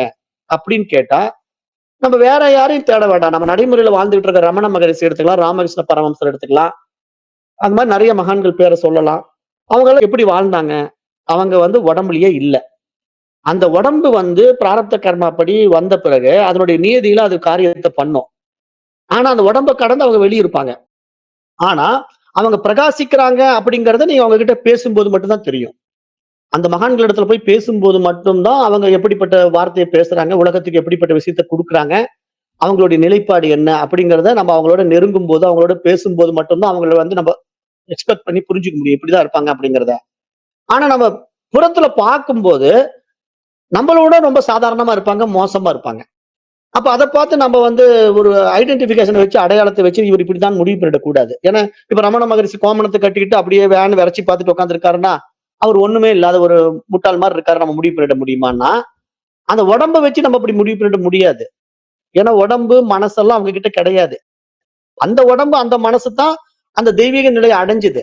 அடைஞ்சு அந்த இடத்துல அந்த மனசு என்ன ஆயிடுச்சு? கரைஞ்சு அறிவா மாறிடுச்சு. அப்ப அது என்ன ஆயிடுது? அந்த தூய அறிவு ஒளி பிரகாசமா பிரகாசிக்க ஆரம்பிச்சிடுச்சு. அப்படி அந்த ஒரு பிரகாசம் வெளிப்படுறதுக்கான ஊடகமா அதே மனசு, உடம்பு அவர்கிட்ட இருந்தாலும், அது வெளிப்படுத்துறது வந்து புரிஞ்சுக்கிறதுக்கு இன்னொருத்தன் அந்த பக்குவத்துக்கு வந்தா தான் புரிஞ்சுக்க முடியும். அததான் மகான்கள் என்ன சொல்லுவாங்கன்னா, "பாம்பின் கால் பாம்பறியும்" அப்படிம்பாங்க. ஒரு பாம்பு போன தடத்த இன்னொரு பாம்பு தான் கண்டுபிடிக்கும். வேற ஜீவராசிகள் கண்டுபிடிக்க முடியாது. ஏன் அப்படின்னா, பாம்புக்கு தன்னுடைய ஆள் போயிருக்கான்னா, வளைஞ்சு வளைஞ்சு போயிருப்பான். இப்படிதான் போயிருக்கான். இந்த டைரக்ஷன்ல தான் போயிருக்கான். அப்படின்ட்டு அது பின்னாடியே இன்னொரு பாம்பு ஃபாலோ பண்ணி போகும். ஆனா, அந்த பாம்பு போன தடத்த நம்மள மாரி ஆட்களுக்கோ, வேற மிருகங்களுக்கோ கண்டுபிடிக்க முடியாது. ஏன்னா, அத மைனூட்டா கவனிக்கிற அளவுக்கு நம்ம இடத்துல சக்தி இல்ல. அப்ப பாம்பின் கால் பாம்பறியும்னு ஒரு பழமொழிய சொல்றாங்கல்ல பெரியவங்க. அது மாரி ஞானிகள் மட்டுமே அறிவார்கள். அப்ப ஒரு உயர் பரிமாண உயர்நிலைக்கு வந்த ஞானியினுடைய பேச்சும், அவருடைய மூச்சும், அவருடைய சுபாவமோ, அவரோட நெருங்கும்போது மற்றவருக்கு தெரியும். அது உண்மை ஞானிகள் அவங்கள புரிஞ்சுக்குவாங்க. புரிஞ்ச பிறகு அப்படிப்பட்ட ஞானிகள் அங்க இருமைகள்ல இல்ல. ஏன்னா, உடம்பு தான் வேற வேற. உணர்வு மையத்த தொட்டவங்களுக்கு, நான் தான் அதுவா இருக்கிறேன், நான் தான் இதுவா இருக்கிறேன்ட்டு எல்லாமே அவங்களுக்கு தெரியும். அப்படிப்பட்டவங்க அந்த நிலையில ஆனந்தமா இருப்பாங்க. அந்த நிலை நமக்கு கைகூடும் போது, உங்களுக்கு என்ன நடக்கும் தெரியுமா? அந்த மாரி நிலைக்கு நீங்க வந்துட்ட பிறகு, நீங்களே தான் ரமணர், நீங்களே தான் ராமகிருஷ்ண பரமஹம்சர். இந்த உலகத்துல என்னென்ன மகான்கள் இருக்காங்களோ எல்லாம் நீங்களே தான். ஏன்னா, அந்த உணர்வு நிலைய தொட்ட பிறகு உடல்கள்ல வேறுபாடு கிடையாது. அப்ப ரமணர் ஏதோ தனியா ஒரு உடல் எடுத்து உட்கார்ந்திருக்காரு. ராமகிருஷ்ண பரமஹம்சர் இங்க உடம்பு எடுத்து உட்கார்ந்திருந்தாரு. இப்ப அவரு கேன்சர்ல போய் சேர்ந்துட்டாரு. இவரு அப்படியே போயிட்டாரு. அப்படின்னு நம்ம நினைச்சுக்கிட்டு இருக்கிறதெல்லாம், தோன்றி மறையக்கூடிய உருவங்கள தான் அப்படி நினைச்சுட்டு இருக்கோம். ஆனா உணர்வுல அது வருவதும் இல்ல, போவதும் இல்ல. அது எப்பொழுதும் சாஸ்வதமாய், சத்தியமாய், நித்தியமாய் இருக்கிறதுனால, நீங்க அந்த உணர்வு மையத்த தொட்ட உடனே, உங்களுடைய சுயத்த நீங்க அனுபவமாக்குன உடனே, உணர்வு மையம்னா உங்களுடைய சுயத்த நீங்க அனுபவமாக்குன மறு வினாடி, எல்லாம் நீங்களே தான். அகத்தியரும் நீங்களே தான், திருமூலரும் நீங்களே தான், திருவள்ளுவரும் நீங்களே தான், ஔவையாரும் நீங்களே தான். என்ன வேணா நீங்க இந்த உலகத்துல படைக்கப்பட்ட அத்தன மகான்களையும் எடுத்துக்கங்களேன். அவ்வளவும் நீங்களே தான். ஏன்னா, நீங்களே தான் வேற வேற பரிமாணத்துக்குள்ள போயி, வேற வேற உருவத்துக்குள்ள போயி, வேற வேற விவகாரத்துக்குள்ள போயி, இந்த உலகத்த உண்டு பண்ணி ரசிச்சிருக்கீங்க. அப்படி புரிஞ்சுக்கணும். இந்த உலகத்த உண்டு பண்ணி ரசிச்சிருக்கீங்க. அப்படிங்கிற மாரி. அதாவது கண்ணாடிய உண்டு பண்ணி தன்ன நான் பார்த்த மாதிரி, அந்த ஆத்மா என்ன பண்ணுது? இந்த உலகத்த உண்டு பண்ணி தன்னை அனுபவமாக்கி பாக்குது. அப்படி புரிஞ்சுக்கிட்டீங்கன்னு வச்சுக்கங்களேன், எப்படிப்பட்ட ஒரு உயர்தய ஆனந்தம் இருக்கும்? அது வார்த்தைகளால் சொல்ல முடியுமா? அப்ப அப்படிப்பட்ட ஞானிகளுக்கு என்ன அறிய வேண்டியது இருக்கு? ஒண்ணும் இல்ல. அங்க குருவும் இல்ல, சிஷ்யனும் இல்ல, பாடமும் இல்ல, பயிற்சியும் இல்லன்னு சொன்னா, அந்த இடத்துக்கு ஓகே. ஆனா நான் இப்பதான் படிக்கவே வந்திருக்கிறேன். ரிபுகீதை படிச்சுட்டேன். இப்பவே ரிபுகீதையில இவரு சொல்லிட்டாரு. நான் குரு, நான் சிஷ்யன்ட்டாரு. பாடமும் இல்ல, பயிற்சியும் இல்லன்னு சொல்லிட்டாரு. அறிபவனும் இல்ல, அறியப்படுவனும் இல்லன்னு குரு ரிபுமுனிவர் சொல்லிட்டாரு. ஆகவே நான் இன்றைக்கு இருந்து இனிமேல் எந்த வேத புத்தகங்களும் படிக்க போறதில்ல. நான் எதையும் தெரிஞ்சுக்க விரும்பல. அப்படின்னு சொல்லி ஒதுங்கிட்டீங்கன்னா, அப்படி தெரிஞ்சுக்க விரும்புறதில்லன்னு சொல்றவன் யாருன்னு ஒரு கேள்வி கேளுங்க. இனிமேல் நான் அடையறதுக்கு ஒண்ணும் இல்லன்னு சொல்றவன் யாருங்க? மைண்டே தான் சொல்லும். அப்ப மைண்ட் உங்கள என்ன பண்ணும்? மடம் மாத்திக்கிடும். நீங்க இந்த பக்கம் வர்றதுக்கு பதிலா அந்த பக்கம் மாத்தி இழுத்துட்டு போயிடும். அப்ப மாத்தி இழுத்துக்கிட்டு போன உடனே உங்களுடைய வாழ்க்கை எப்படி ஆயிடும்? நிவர்த்தி மார்க்கத்துல போறதுக்கு பதிலா பிரவிற்த்தி மார்க்கத்துல போயிடும். நிவர்த்தின்னா எண்ணங்களற்ற நிலைக்கு போய் அந்த தூய அறிவா பிரகாசிப்பதற்கு பதிலா, பிரவிற்த்தியில என்ன பண்ணோம்னா, விவகாரத்துக்குள்ள போயி, அங்க நான் அத பண்றேன், இத பண்றேன்ட்டு அகங்காரத்துல ஆடி அழிஞ்சு போயிடும். அப்ப அப்படிதான் இந்த மைண்ட் ஆனது என்ன பண்ணுதுன்னா, ப்ளே பண்ணி நம்மள ஏமாத்திடும். அப்ப நெறைய பேர் இந்த மாரி பாடத்துல வந்து இந்த மாரி ரிபுகீதைய படிச்சுட்டு காணாம போயிடுறாங்க. நாம என்ன சொல்றோம்? நீங்களா இத விடக்கூடாது. நீங்க படிச்சுக்கிட்டே இருக்கணும். இந்த உடம்பு இருக்கிற வரைக்கும் நீங்க சாப்பிட்டுக்கிட்டே இருக்கிறீங்களே, சாப்பிடாம விட்டுருங்கன்னு நான் சொன்னா விட்டுற முடியுமா? இந்த உடம்பு இருக்கிற வரைக்கும் நீங்க தூங்கிக்கிட்டே இருக்கிறீங்களே, தூங்காம இருங்க ஒரு 10 நாளைக்குன்னு நான் சொன்னா தூங்காம இருக்க முடியுமா? அப்ப உங்களால எப்படி உங்களுடைய நித்திய கர்மாக்கள எப்படி விட முடியலையோ, அது மாதிரி அந்த நித்திய கர்மாக்கள்ல இந்த வேத சாஸ்திரங்கள கேட்கிறதும், முக்கியமான நல்ல விஷயங்கள உள்வாங்குறதையும் விடக்கூடாது. ஆனா இத நடைமுறையில கொண்டு வரவே உங்களுடைய உயர் பரிமாண நிலைய உங்க உடம்பும், உள்ளமும் அடைய உங்க உடலும், உள்ளமும் அந்த நிலைய அப்டேட் ஆகி மேல போகவே, அதுவே என்ன பண்ணும்னா, தானாவே எல்லாத்தையும் விடும். ஒவ்வொன்னா விடும். கோயிலுக்கு போறதுக்கு ஒண்ணும் இல்ல. இங்க பக்தி செய்யறதுக்கு என்ன இருக்கு? அப்படின்னு அப்படியே அதுவே விடும் பாருங்க. அப்பத்தான் நீங்க ஒவ்வொன்னா ஏற கட்டிட்டு அப்படியே சும்மா இருக்கணும். அப்ப உங்கள பார்க்கிறவன் ஒரு மாரி பார்ப்பான். அத நீங்க ஃபேஸ் பண்ணணும். அந்த மாரி ப்ராப்ளம் எல்லாம் வரும். அதாவது ஒரு ஹையர் லெவல்ல நம்ம போகும்போது, என்ன இவன் இப்படி மாறிட்டான், திடீர்னு பைத்தியக்காரனா நடந்துக்கிறான் அப்படின்லாம் மனிதர்கள் வந்து நம்மள ஒரு மாரி பேச ஆரம்பிப்பாங்க. ஏன்னா நம்மள இவ்வளவு நாள் இப்படி பார்த்தாங்க. இப்ப நம்ம திடீர்னு மாறும்போது நம்முடைய மாற்றம் அவங்களால புரிஞ்சுக்க முடியாது. அப்ப நம்மள வேற கண்ணோட்டத்துல பார்ப்பாங்க. ஒரு மென்டல்ன்னு சொல்லுவாங்க. இதெல்லாம் நம்ம ஃபேஸ் பண்ணணும். ஏன்னா இதெல்லாம் ஃபேஸ் பண்ணாம இருக்க முடியாது. ஏன்னா அந்த அத்வைத நிலையில, அந்த உயரிய அறிவு நிலையில வரும்போது, இந்த உலகம் வந்து நம்மள அப்படித்தான் உதாசீனப்படுத்தும். ஏன்னா எல்லாரும் அப்படியே உடனே ஞானின்னு நம்மள புரிஞ்சுக்க மாட்டாங்க. அந்த ஞான நிலைக்கு போறவங்கள பெரும்பாலானவங்க பைத்தியக்காரனா தான் பார்ப்பாங்க. அதனால நம்ம கவலைப்படக்கூடாது. ஏன்னா நம்ம பாதையில தெளிவா நிக்கிறோம், திடமா இருக்கிறோம். நம்ம சுயத்துல நம்ம நின்னுட்டோம் அப்படிங்கும்போது, இந்த இல்லாத உலகம் நம்மள எதுக்கு எஸ்டிமேட் பண்ணுது? நம்ம இடம் குடுக்கணும். அவங்க யார் நமக்கு ஜட்ஜ்மென்ட் குடுக்கறதுக்கு? அவங்க யார் நம்மள ஞானி, குரு, அப்படி சிஷ்யன்லாம் சொல்றதுக்கு? அப்படி ஒருத்தன் இல்லவே இல்ல. அது நமக்கு புரிஞ்ச பிறகு நமக்கு எந்த ஒரு ரெகக்னிஷனும் தேவையில்ல. நெறைய பேர் ரெகக்னைசேஷன் எதிர்பார்ப்பாங்கல்ல. ஏன்னா இவர் வந்து குருன்னு சொன்னா நல்லா இருக்குங்க. என்ன யாருமே குருன்னு சொல்ல மாட்டேங்கிறாங்க. யாராவது குருன்னு சொல்லுங்களேன். அப்படின்னு எதிர்பார்க்கிற ஒரு கூட்டம் இருக்கு. அப்புறம் வந்து நான் பெரிய ஞானின்னு சொல்லுங்களேன். யாராவது என்ன ஞானின்னு சொல்லுங்களேன். அப்படின்ட்டு பயங்கரமா ஞானி மாரி காட்டிக்க ஆசைப்படுது. அப்ப இதெல்லாம் என்ன? மனசு எதிர்பார்க்குது. ஆனா ஒரு சர்டன் ஸ்டேஜ்க்குல நமக்கு இதெல்லாம் எதுவுமே தேவை இருக்காது. ஏன்னா, நான் மட்டுமே இருக்கிறேன். என்ன அங்கீகாரம் பண்றதுக்கு இன்னொருத்தன் எங்க இருக்கிறான்? அதத்தான் இங்க ரிபுமுனிவர் சொல்றாரு. ரிபுமுனிவர் சொல்ற அந்த பாயிண்ட் ஆஃப் வியூ என்ன அப்படின்னா, அந்த உயர் பரிமாண அறிவு நிலையில வந்தவனுக்கு, உலகமே இல்ல அப்படின்னு சொல்லும்போது ஒரே வார்த்தையில சொல்லிட்டாரு. உலகமே இல்ல அப்படின்ட்டு. அப்ப இல்லாத உலகத்துல எங்கப்பா குரு இருக்கிறாரு, எங்கப்பா சிஷ்யம் இருக்கிறான், எங்கப்பா பாடம் இருக்கு, எங்கப்பா பயிற்சி இருக்கு, எங்கப்பா அறிபவன் இருக்கிறான், எங்கப்பா அறியப்படும் பொருட்கள் இருக்கு அப்படிங்கறத புரிய வைக்கிறாங்க. அப்ப எங்கப்பா தியானம் இருக்கு, எங்க ஜபம் இருக்கு, எங்க விரதம் இருக்கு, எங்க யாத்திரை இருக்கு, இது எல்லாம் மைண்ட் தான் பிளே பண்ணுது. இது இங்க போனா நல்லது, அங்க போனா கெட்டது, இங்க போனா புண்ணியம், அங்க போனா பாவம் அப்படின்னு மைண்ட் பிளே பண்ணுது. அப்ப அதெல்லாம் புரிஞ்ச பிறகு மனமற்ற நிலையில ஞானிகள் நிக்கிறதுனால அவங்க மைண்ட் பிளே பண்ணாது. ஏன்னா அவங்க மைண்ட கான்சியஸ்னஸா மாத்திக்கிட்டாங்க. மனசே இல்லங்க. தூய அறிவா மாறிடுச்சு அது. அங்க வந்து மனமற்ற நிலைன்னு சொல்லுவோம் அத நம்ப. அது வந்து மனமற்ற நிலை. மனமற்ற நிலைன்னா, அங்க ஒண்ணுமே இல்லையான்னா, ஏன் ஒண்ணுமே இல்ல?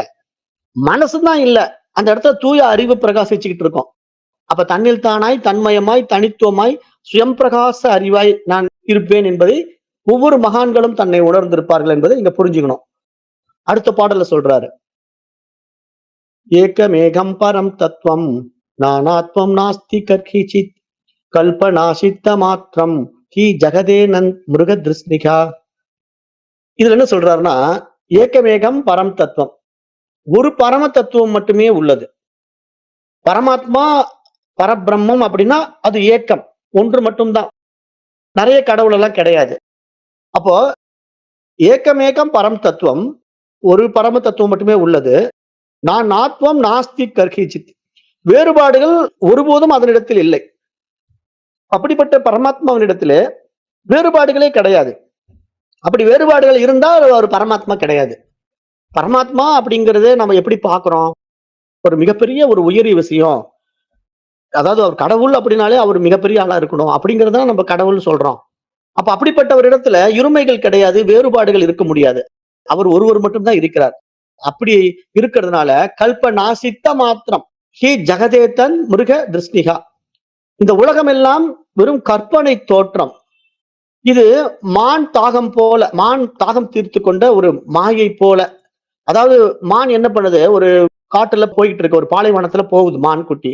அது ஒரு கதையா சொல்லுவாங்க. அதை எடுத்து ஒரு அப்படியே ஒரே லைன்ல சொல்றாரு. ஒரு மான் என்ன பண்ணுதுன்னா, அப்படியே தண்ணி தாகம் எடுத்து அப்படியே போகுது. அப்படியே காட்டு வழியா போயிட்டு இருக்கும்போது பாலைவனம் வருது. அந்த பாலைவனத்துல பார்த்த உடனே தூரத்துல தண்ணி இருக்கிற மாதிரி மானுக்கு தெரியுது. உடனே அந்த மான் அடாடா தண்ணி இருக்கு, நம்ம போய் குடிச்சிடலாம், தாகமா இருக்குன்ட்டு அந்த இடத்த நோக்கி போகுது. போன உடனே தண்ணி தெரிய மாட்டேங்குது, தூரமா போயிடுது தண்ணி. என்னடா இன்னுமே தண்ணி அடைய முடியலன்ட்டு திருப்பியும் போய்கிட்டே இருக்கு. அப்ப விடாம அது அந்த பாலைவனத்துல தண்ணியை நோக்கி போக போக தண்ணி நகர்ந்து நகர்ந்து போயிட்டே இருக்கு. ஏன்னா பாலைவனத்தினுடைய அனல் என்ன பண்ணுதுன்னா காணல் நீரை உண்டு பண்ணுது. அந்த காணல் நீரானது தூரத்துல பாக்குறதுக்கு நீர் இருப்பது போல தெரியறதுனால மான் வந்து அந்த மாயையில மயங்கிடுச்சு. இந்த பாயிண்ட் நல்லா புரிஞ்சுக்கணும். மான் வந்து அந்த மாயையில மயங்கி அங்க தண்ணீர் இருக்கிறது என்று தவித்துக் கொண்டு, தாகத்துக்கு தவித்துக் கொண்டு அந்த தண்ணீரை நோக்கி ஓடுது ஓடுது ஓடுது. அதனால தண்ணீர் பிடிக்கவே முடியல. ஓடி ஓடி ஓடி நாக்கு வறண்டு இறந்தே போகிறது. அந்த மான் செத்தே போயிடுச்சு. ஏன்? தண்ணியும் கிடைக்கல. அதனோட எனர்ஜி பூரா வேஸ்ட் ஆயிடுச்சு. அதுக்கு உள்ள கொஞ்ச நஞ்சம் இருந்த தண்ணியும் வியர்வையா வெளிய வந்துருச்சு. அப்புறம் அது எப்படி உயிர் வாழும்? அப்ப அது உயிர் வாழ முடியாம அந்த மான் இறந்து போயிடுச்சு. அப்ப அந்த மான இறக்க வைப்பதற்கு எது காரணமா இருந்ததுன்னு ஆராய்ந்து பார்த்தீங்கன்னா, ஒரு மாய தோற்றம். அந்த மாய தோற்றம் என்ன? ஒரு கானல் நீர். அந்த மானுக்கு வந்து கானல் நீரை பார்த்து ஏமாந்து போயிடுச்சு. அது மாரி இங்க மனிதர்கள் என்ன பண்றாங்கன்னா, ஒரே பரம தத்துவத்த உணராம, அதுல வேறுபாடுகள் இல்லை என்பத புரிஞ்சிக்காம, உலகம் இருக்கிறது என்று இந்த உலகத்துல ஓடிக்கிட்டே இருக்கிறான். இப்ப நெறைய பேர் இந்த உலகத்துல ஓடுறான்ல விவகாரத்துல. அவன்லாம் ஓடி, ஓடி, ஓடி, ஓடி கடைசியில என்ன ஆயிடுறான்? இறந்து போயிடுறான். அதுதானே பாடல் இருக்கு. ஓடி, ஓடி, ஓடி, ஓடி உட்கலந்த ஜோதியை நாடி, நாடி, நாடி, நாடி நாட்களும் கழிந்தனன்ட்டு ஒரு பாடல் சித்தருடைய பாடல் இருக்கு. அப்ப அவங்கலாம் அத வெளிப்படையா சொல்றாங்கல்ல. ஓடி, ஓடி கடைசியில என்னத்தையா புடிச்ச? அப்படிதான் இந்த உலகத்துல வந்து உலகம் உண்மை அப்படின்னு நினைச்சுக்கிட்டு, அந்த மான் வந்து எப்படி கானல் நீரை நம்பி ஓடி, ஓடி கடைசியில மரணத்த அடையுதோ, அது மாரி இந்த மனிதர்களும் இந்த உலகம் உண்மை என்று இதன் பின்னாடி ஓடுறாங்க. அவங்க இந்த உலகத்த பார்க்கிற விஷயங்கள்லாம் உண்மையா நம்புறாங்க. அதனால உறவுகள நம்புறாங்க, உத்தியோகத்த நம்புறாங்க, அதுல பணம் பண்ண பாக்குறாங்க. நான் இத அடைஞ்சுட்டா இந்த சந்தோஷம் வந்துரும், அத அடைஞ்சுட்டா அந்த சந்தோஷம் வந்துரும். நான் இப்படி வாழ்ந்தா எனக்கு சுகமா இருக்கும், நான் அப்படி வாழ்ந்தா எனக்கு ஆனந்தமா இருக்கும் அப்படின்ட்டு எதையோ நோக்கி ஓடுறாங்க. ஆனா அப்படி ஓடுறவங்க யாருமே இறுதியில ஆனந்தத்த அடைவதே கிடையாது. அகால மரணத்த அடையறாங்க. அப்ப அது அகால மரணத்தை ஏன் அடையறாங்க? மாயையினுடைய விளையாட்டு இது. காணல் நீர் போல இந்த உலகம் உண்மையில் இல்லை. இது வெறும் கற்பனை தோற்றம் மாத்திரமே. அதான் சொல்றாரு. கல்ப நாசித்த மாத்திரம் ஹி ஜெகதேனன் மிருக திருஷ்ணிகா. ஒரு மிருகம் எப்படி அந்த நீர் இருப்பதை நம்பிக்கொண்டு அந்த திருஷ்டியில அதை உண்மை என்று நம்பிக்கொண்டு ஓடி ஓடி கடைசியில தாகம் தீர்க்க முடியாம இறந்தே போய்விடுகிறதோ, அதுபோல இந்த மனிதர்கள் இந்த உலகம் உண்மை என்பது போல இந்த உலகம் பின்னால் ஓடி ஓடி இல்லாமல் போய்விடுகிறார்கள், இறந்து விடுகிறார்கள். அதாவது வந்த வேலையை முடிக்காமலே போய்விடுகிறார்கள் என்று இங்க புரிய வைக்கிறார். இத யார் ஒருத்தன் இத புரிஞ்சுக்கணும்? பகுத்தறிவு பரிமாணத்துல வந்த மனிதன் தானே புரிஞ்சுக்க முடியும். ஒரு மான் குட்டிக்கு போய் அது காணல் நீருடாப்பா, நீ போகாத. அங்க போய் நீ காணல் நீரை புடிச்சு குடிக்கலாம் முடியாது. அமைதியா இங்கே நில்லு. அதெல்லாம் ஒரு இடத்துல அமைதியா உட்காரு. கொஞ்சம் ஆசுவாசப்படுத்திக்கோ அப்படின்னு சொன்னா கேட்குமா? அட போய் அவ்வளவு தண்ணி போகுது, அதை போகாதன்றன்னு தடுக்கிறேன்னு சொல்லிட்டு நம்மள கைய பிச்சுக்கிட்டு ஓடி போய் அந்த தண்ணியை பிடிக்கிறேன்ட்டு ஓடிக்கிட்டே இருக்கும். அது மாதிரி இங்க மகான்கள், ரிஷிகள் என்ன சொல்றாங்க? இந்த உலகம் உண்மை என்று ஓடாதீங்கப்பா. இது உண்மையிலே கிடையாது. இது வெறும் தோற்றம் மாத்திரமே. நீ இந்த மனித உடல் எடுத்து வந்திருக்கிற. மகத்தான அறிவு பரிமாணத்துல உயர்ந்து நிக்கிற. அப்ப விசாரணை பண்ணி பாரேன். உன்னுடைய விவேகத்தை வச்சு கொஞ்சம் விசாரணை பண்ணி பாரேன். இந்த உலகம் எங்க இருக்குதுன்னு பாரேன் அப்படின்னு கேட்கிறாங்க. தூங்கும்போது உலகத்தை விட்டுறியே அப்படின்னு புரிய வைக்கிறாங்க. நிறைய விஷயங்கள் புரிய வைக்கிறாங்க. ஆனா நம்ம என்ன பண்ணுவோம்? அதெல்லாம் அப்போதைக்கு கதை கேட்கிற மாதிரி கேட்டு, அது என்ன எனக்கு மட்டுமா? எல்லாருக்கும் தான் நைட்டு தூங்கும்போது உலகம் போயிடுது. இவர் என்னமோ புதுசா சொல்ல வந்துட்டாரு. நைட்டு தூங்குனா உலகம் இல்லாம போயிடுதுன்ட்டு. நான் தூங்குனா உலகம் இல்ல, அவர் தூங்குனாலும் உலகம் இல்லையல்ல. அப்ப இது எல்லாருக்கும் நடக்கிறது தானே தூக்கத்துல அப்படின்னு நம்ம சொல்றோம். ஆனா நான் தூங்குனா எனக்கு பக்கத்துல இருந்த என் மனைவி, குழந்தைகள் கூட காணுமே. அப்ப எங்க போனாங்க? அவங்க தூங்குறாங்களா, எழுந்துட்டு இருக்கிறாங்களா எனக்கு தெரியலையே. நான் எழுந்த பிறகுதானே அவங்க எழுந்துட்டு இருக்கிறாங்களா, தூங்குறாங்களாங்கிறது எனக்கு தெரியுது. அப்ப என்னுடைய நனவு நிலையில தான் என்னால் இந்த உலகம் அறியப்படுவது போலவே, அவர்களுக்கும் நனவு நிலையில தான் இந்த உலகம் அறியப்படுவது போலவே, நம்மை பொறுத்தவரைக்கும் பார்ப்பதற்கு வேறு வேறு நபர்கள் இருப்பது போல தோன்றுவது ஒரு தோற்ற மாயை. அதத்தான் இங்க சொல்ல வருது சாஸ்திரம். அதாவது இங்க நான் ஒருத்தர் இருக்கிறேன், என் மனைவி ஒருத்தர் இருக்கிறா, அல்லது நான் ஒருத்தர் இருக்கிறேன், என்னுடைய கணவர் ஒருத்தர் இருக்கிறாரு அப்படின்னு மைண்ட் நினைக்கிறதெல்லாம் மைண்டுடைய விவகாரம், பிளே. அது ஆழ்ந்து விசாரித்து பார்த்தா இது எல்லாம் ஒரு தோற்றம் மாத்திரமே. அப்ப இது புரிஞ்ச பிறகு ஞானிகள் எப்படி இந்த வந்து போகின்ற உருவத்துல முக்கியத்துவம் கொடுப்பாங்க? தோன்றி மறைவது மாய தோற்றம் என்பதுல தெளிவாயிடுவாங்கல்ல. அவங்களுக்கு இந்த உலகம் என்பது கற்பனை அப்படிங்கறது இங்க புரிய வைக்கிறாரு. கல்ப நாசித்த மாத்திரம். கல்ப நாசித்த மாத்திரம்னா கற்பனையான இந்த மனதின் தோற்றம் மாத்திரமே அப்படிங்கறது இங்க புரிய வச்சுட்டாரு. அடுத்த பாடல்ல சொல்றாரு. அகமேவ ஹி சர்வாத்மா சர்வம் மயேவ கல்பிதம் கல்பனானாம் வினாசேந்தே பிரம்மைவாகம் நிராமயகா. இது ஒரு அருமையான பாடலுங்க. அகமேவ ஹி சர்வாத்மா சர்வம் மயேவ கல்பிதம்.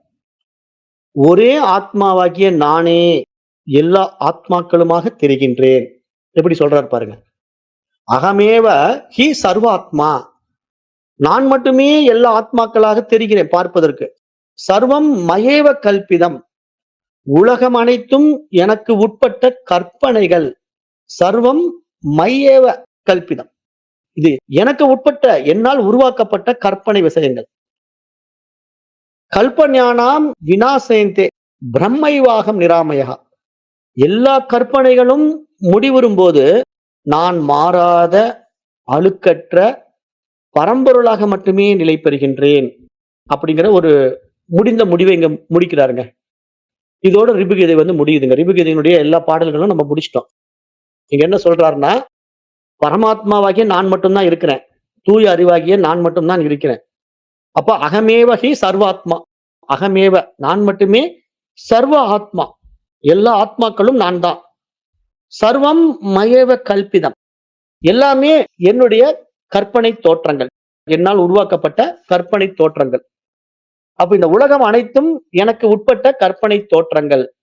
அப்படிப்பட்ட எல்லா கற்பனைகளும் முடிவுறும் போது கல்பனானாம் வினாசேந்தே. அதாவது அப்படிப்பட்ட கற்பனைகள் உண்மையில் இல்லை, அது முடிவுக்கு வருகிறது. அந்த மனசு புரிஞ்சுக்கிச்சு. இது என்னுடைய இருப்புனால தெரியுது. அறிவு இருக்கிறதுனால இதை நான் இப்படி உண்டாக்கி வச்சிருக்கிறேன். ஆனா உண்மையில அறிவு மட்டும்தான் இருக்கு அப்படின்னு தன்னை விட்டுடுது பாருங்க. தன்னுடைய தனித்துவ அகங்காரத்தை, தன்னுடைய தனித்துவ அடையாளத்தை விட்டுடுது பாத்தீங்களா? அந்த இடத்துல அகமேவ பரம் பிரம்மா. நான் மட்டுமே இருக்கிறேன். பரம்பொருள் மட்டுமே நிலை பெறுகிறேன். வினாசந்தே பிரம்மைவாகம் நிராமயா. அழுக்கற்ற பரம்பொருளாக, எந்த களங்கமும் இல்லாத தூய்மையான பரமாத்மாவாக, நிர்குணஸ்வரூபமாக நான் இருக்கிறேன்ங்கிறத இங்க புரிய வைக்கிறாரு. அந்த வினாசந்தே பிரம்மைவாகம் நிராமயான்னா அங்க எந்த குணங்களும் இல்ல, பேதமைகள் இல்ல, இருமைகள் இல்ல, இறைவன் மட்டுமாகிய நான் மட்டுமே இருக்கிறேன் அப்படிங்கிற ஒரு ஆழமான உண்மையை இங்க புரிய வைக்கிறார் பாத்தீங்களா. அப்ப நீங்க இந்த பாடத்திட்டத்துல என்ன புரிஞ்சுக்கணும் அப்படின்னா, அதாவது இந்த மகான்கள் சொல்ல வர்ற ஆழமான விஷயம் என்ன அப்படின்னா, இங்க இறைவன் மட்டும் தான் இருக்கிறான் அப்படிங்கறத ஆணித்தரமா அறிவுறுத்துறாங்க. அப்ப இத அறகுறையா படிச்ச வேதாந்திகள் என்ன பண்ணிட்டாங்க, நான் கடவுள்னு சொல்றாங்க. நான் கடவுள்னு சொல்லும்போது நீ எப்படி கடவுளாக இருக்கிறாய் அப்படிங்கிறத இப்போ தத்துவமசிங்கிற மகா வாக்கிய உபதேசத்தை உள்வாங்கின பிறகு அகம் பிரம்மம், அதாவது பிரம்மாஸ்மி அப்படின்னு ஒருத்தர் சொல்றாருல்ல, அகம் பிரம்மாஸ்மி அப்படின்னு ஒரு வார்த்தையை ஒருத்தர் சொல்றாரு. அப்ப நான் பிரம்மம் அப்படிங்கிற ஒரு வார்த்தையை சொல்லும் போது அது எந்த ஆங்கிள் சொல்றாருங்கிறத நல்லா உள்வாங்கிட்டு சொல்லணும். சும்மா ஏற்றி வைக்கப்பட்ட எண்ணங்கள்ல சொல்லக்கூடாது. இப்போ தத்துவமசின்னா நீயே அந்த பரம்பொருளை ஒரு சொன்ன உடனே நான் இந்த உடலும் அல்ல, மனமும் அல்ல, புத்தியும் அல்லன்ட்டு எல்லாத்தையும் நேர்த்தி பண்ணிடணும். அதாவது 5 கோஷங்கள் நான் கிடையாது, 5 பூதங்கள் நான் கிடையாது, மனம், புத்தி நான் கிடையாது, அப்புறம் இந்த உடல் நான் கிடையாது அப்படின்னு எல்லாத்தையும் நம்ம நீக்கிட்டா எது மிஞ்சுதோ அது ஆத்மா. அங்க ஆத்மா மட்டும்தான் இருக்கு. ஆத்மாவுக்கு வேற எதுவுமே கிடையாது. அப்ப நான் மட்டுமே இருக்கிறேன்னு சொல்ற அந்த நிலையில அகம் பிரம்மாஸ்மி சொல்லணும். அப்ப அங்க 2வது விஷயம் கிடையாது. ஆனா இவன் என்ன சொல்றான், நான் கடவுள்னு சொல்லி இன்னொருத்தர்கிட்ட போய் கெத்து காட்டுறான் பாத்தீங்களா. அது மாதிரி நிறைய பேர் நம்ம பாக்குறோம் இல்ல, நடைமுறையில நான் கடவுள் அப்படின்ட்டு அப்படி ஜடாமுடி வச்சுக்கிறதும், ருத்ராட்ச கொட்டை போட்டுக்கிறதும், கையில ஒரு சூலாயத்தை புடிச்சுக்கிறதும் இருக்கிறாங்க. அம்பாள் வேடம் போட்டுக்கிட்டு நான் தான் கடவுள்னு சொல்ற கூட்டமும் இருக்கு. அது ஒரு கேட்டகரி. நான் கடவுள் நான் கடவுள்ங்கிறது எதை புரிஞ்சுக்குது, தன்னை உடல்ல நினைச்சுக்கிட்டு கடவுள் நினைச்சுக்கிட்டு நான் கடவுள் உருவத்துக்கு வந்துட்டேன், நான் பாரு சிவபெருமான் மாதிரி மாறிட்டேன், அதனால நான் ஜடாமுடி விட்டுக்கிட்டேன், நான் பாருங்க உத்ராட்ச கொட்டை போட்டுக்கிட்டேன், கையில சூலாயத்தை எடுத்துக்கிட்டேன், இன்னொரு கையில உடுக்க கூட வேணா வச்சுக்கிறேன் அப்படின்னு ஒரு கெட்டப்ப மாத்திக்கிட்டு நான் கடவுள்னு சொன்னா அது எப்படி பெற ஒரு முட்டாள்தனம். அப்படி கடவுள் இல்லவே இல்லையே, உருவமே இல்லாதது தானே கடவுள். அப்ப நான் கடவுள்னு சொல்றவன் எல்லாத்தையும் இழந்துடணும், தன்னுடைய உருவத்தையும் இழந்துடணும், தனக்கு வேறாக இன்னொரு உருவமும் இல்ல. அப்ப அங்க சொல்றதுக்கு இன்னொன்னு இல்லவே இல்ல. அப்படிப்பட்டவன் நான் கடவுள்னு சொல்லவும் முடியாது. அப்ப அதுதான் உயர் பரிமாண நிலை. அங்க 2வது பொருள் இருந்தா தானே அகம் பிரம்மாஸ்மின்னு சொல்றதுக்குங்க. அகம் பிரம்மாஸ்மின்னு ஒருத்தர் சொல்லணும்னா அங்க 2வதான ஒரு விஷயம் கிடையாது. அப்பதான் அகம் பிரம்மாஸ்மின்னு சொல்லணும். அப்ப அது புரியாம நான் கடவுள்னு சொல்ற ஒரு கூட்டம் இருக்கு. அதுகிட்ட போய் நிறைய பேர் மாட்டிக்கிறாங்க. அது அஞ்ஞானம். அப்புறம் இன்னொரு கோட்டம் என்ன சொல்லுது, நான் கடவுளுடைய பிரதிநிதி, நான் கடவுளுடைய தூதன், அப்படியே கடவுள் என்ன அனுப்பி வச்சார், நான் உங்களை எல்லாம் கரைக்கு சேர்த்து வந்திருக்கிறேன், நான் உங்களை காப்பாத்த போறேன், நீங்க என்ன பிடிச்சுக்கிட்டீங்கன்னா நான் உங்களை வழி நடத்தி கூட்டு போறேன், ஆகவே நீங்க என்ன ஃபாலோ பண்ணுங்க அப்படின்னு சொல்லி அவர்கள் மக்களை மடமாற்றி ஆட்டு மந்த கூட்டங்களா மாத்தி அவங்க பின்னாடி கூட்டு போயிடுறாங்க. அப்ப அவங்க பின்னாடி கூட்டு போன பிறகு அந்த மாதிரி கூட்டத்துல போய் சேர்ந்தவன் என்ன பண்றான், அதுதான் பெருசுன்னு அவங்க பின்னாடியே போய் அதுக்கு மற்றதெல்லாம் சிறுசுன்னு சொல்லி சண்டைக்கு போய் அதனால தானே இப்போ அங்க யூதர்களுக்கும் இஸ்லாமியர்களுக்கும் சண்டை வருது. இப்ப கூட சமீபத்துல எத்தனையோ பேர் சுட்டு கொண்டாங்கல்ல. இப்ப எத்தனையோ பேர் சுடப்பட்டு இறந்து போனாங்க, நம்ம பார்த்தோம் நியூஸ்ல. அப்ப அது யூதர்களை டார்கெட் பண்ணி தாக்கி இருக்கிறான். யூதர்களை டார்கெட் பண்ணி தாக்கினவன் பூரா இஸ்லாமியன் தாக்கியிருக்கான். அப்ப இவன் என்ன நினைக்கிறான், நான் இஸ்லாமியங்கிறான். அவன் என்ன சொல்றான், நான் கிறிஸ்துவன்கிறான். அப்ப கிறிஸ்துவன் இஸ்லாமியன்கிறது ஏன் உருவாச்சு தெரியுமா, தேவ தூதர்கள்னால. அவங்க என்ன பில்டப் படிக்கிறாங்கன்னா, தேவன் என்ன அனுப்பி வச்சான், நான் தேவனுடைய தூதன், நீ என்ன ஃபாலோ பண்ணு அப்படின்னு இயேசு கிறிஸ்து சொல்ற மாதிரியும் இவரு நபிகள் நாயகம் சொல்ற மாதிரியும் 2 மதங்கள் உண்டாகி விட்டன. அப்ப இந்த 2 மதங்கள் உண்டாகி விட்டதுனால வர்ற பிரச்சனை என்ன, நபிகள் நாயகம் பெருசா இயேசு பெருசா, 2ல ஒண்ணு பாத்திரலாம் அப்படின்னு சொல்லி இந்த கூட்டம் அவனை எதுக்குறதும் அந்த கூட்டம் இவனை எதுக்குறதும் இன்றைக்கு வரைக்கும் அது கொலை வெறியில நடந்துகிட்டு இருக்கு. எங்க பார்த்தாலும் அந்த கலவரம் நடந்துகிட்டே இருக்கு. நம்ம அது வாரம் வாரம் மாசம் மாசம் நியூஸ் பார்த்துக்கிட்டே இருக்கிறோம். அந்த பாலஸ்தீனியம், அப்புறம் அந்த பக்கம் போர், இந்த ஈராக் போர், இதெல்லாம் எதனால, அந்த கிறிஸ்டியனுக்கும் முஸ்லீமுக்கும் நடக்கிற போர். அப்ப இது மாதிரி அவங்க என்ன பண்ணுவாங்க, நம்ம இந்தியாவிலேயே உள்ள பூந்துக்கிட்டு இப்ப அதை மொல்லமா ஆரம்பிக்கிறாங்க. அப்ப இதெல்லாம் நமக்கு புரியணும். புரிஞ்சுட்டா இங்க தேவ தூதனும் கிடையாது, இங்க கடவுள் அனுப்பிச்சு வச்சவனும் கிடையாது, இங்க தன்னை கடவுள் என்று சொல்பவனும் கிடையாது. அப்ப வேதாந்தத்துல அத்வைதத்தினுடைய உயர்ந்த நிலை என்ன தெரியுமா, தன்னை இழந்தவன் தான் கடவுள் நிலையை அடையறான். தன்னை இழந்தவன் அப்படின்னா கடவுள் மட்டும்தான் இருக்கிறாருப்பா, இங்க நான் ஒருத்தர் இல்லவே இல்லை அப்படின்னு தன்னை ஒட்டுமொத்தமா இழந்து விடணும், தன்னை டோட்டலா விட்டுடணும். அப்ப நான் இப்படிப்பட்டவன், இன்னார், நான் இந்த மாதிரி செய்யறேன், நான் இந்த வேலை பண்ணிட்டு இருக்கேன் அப்படி இப்படின்னு எதுவுமே அவன்கிட்ட இருக்காது. அவன் டோட்டலா தன்னை சரண்டர் பண்ணிடுவான். அவன் மட்டும்தான் உண்மையான ஞானி. அந்த ஞானி வந்து தன்னை உடலையும் பார்க்க மாட்டான், மனதிலையும் பார்க்க மாட்டான், விவகாரத்திலையும் பார்க்க மாட்டான். அவனே இல்ல அங்க. இருப்பது இருப்பு மட்டுமே, இறைவன் மட்டுமே அப்படிங்கிற அந்த உயர் பரிமாண நிலையில நின்னுகிட்டு இருக்கும்போது, அவனுக்கு உலகமும் கிடையாது. உலகம் இருந்தா தானே அவன் நான் செய்றேன்னு சொல்றதுக்கு, உலகத்துக்கு ஏதோ விவகாரம் பண்றேன்னு சொல்றதுக்கு. அப்ப அவன் தன்னில் தானாய், தன்மயமாய், தனித்துவமாய் அந்த ஆத்ம நிலையில நின்னுட்டு இருப்பான். பிரகாசித்துக் கொண்டிருப்பான் அந்த ஞானி. ஆனா அந்த உடல், மனசு, பிராரப்த கர்மா இருக்கிற வரைக்கும் சராசரி வேலைகளை செஞ்சுட்டு இருக்கோம். சாப்பிடும், தூங்கும், மற்றவங்களுக்கு ஏதாவது விஷயத்த சொல்லும், பேசும். அவ்வளவுதான். வேற ஒண்ணும் அங்க செய்யறதுக்கு அவன்கிட்ட ஒண்ணுமே கிடையாது. ஏன்னா அவனை பொறுத்தவரைக்கும் உலகம் கிடையாது. அப்ப இந்த மாதிரி ஒரு பரிமாண நிலையை வந்து நம்ம அடையணும். அப்படி அடைஞ்சா மட்டும் தான் நம்ம அந்த பிரம்ம நிலைக்கு வந்துட்டோம். அத்தியாத்ம ஞானத்தை சரியா புரிஞ்சுக்கிட்டோம். இங்க நான் கடவுள்னு சொல்றதுக்கு ஒருத்தன் கிடையாது. கடவுள் மட்டும் தான் இருக்கிறார். அப்புறம் கடவுளுடைய தூதன் என்று இங்கு சொல்வதற்கு ஒன்று கிடையாது. கடவுள் மட்டும் தான் இருக்கிறார். அப்ப அப்படிப்பட்ட கடவுள் எங்க இருக்கிறார்? அதை நீ உள்ள தேடி பிடிச்சுக்கோ. அதுக்கு நீ உன் மனதை தூய்மைப்படுத்திக்கோ. அப்போ உன் மனம் தூய்மையானா அதுல பிரகாசிப்பார். அப்படி பிரகாசிக்கும் போது உள்ள தூய்மையில வெளிப்பட்ட ஞானிகள் தான் இந்த உலகத்துக்கு உபதேசங்களை அள்ளி வழங்கி இருக்கிறாங்க. அதுலதான் ரிபுகீதை பார்க்கிறோம். ரமண மகரிஷியினுடைய நிறைய புத்தகங்களை பார்க்கிறோம்.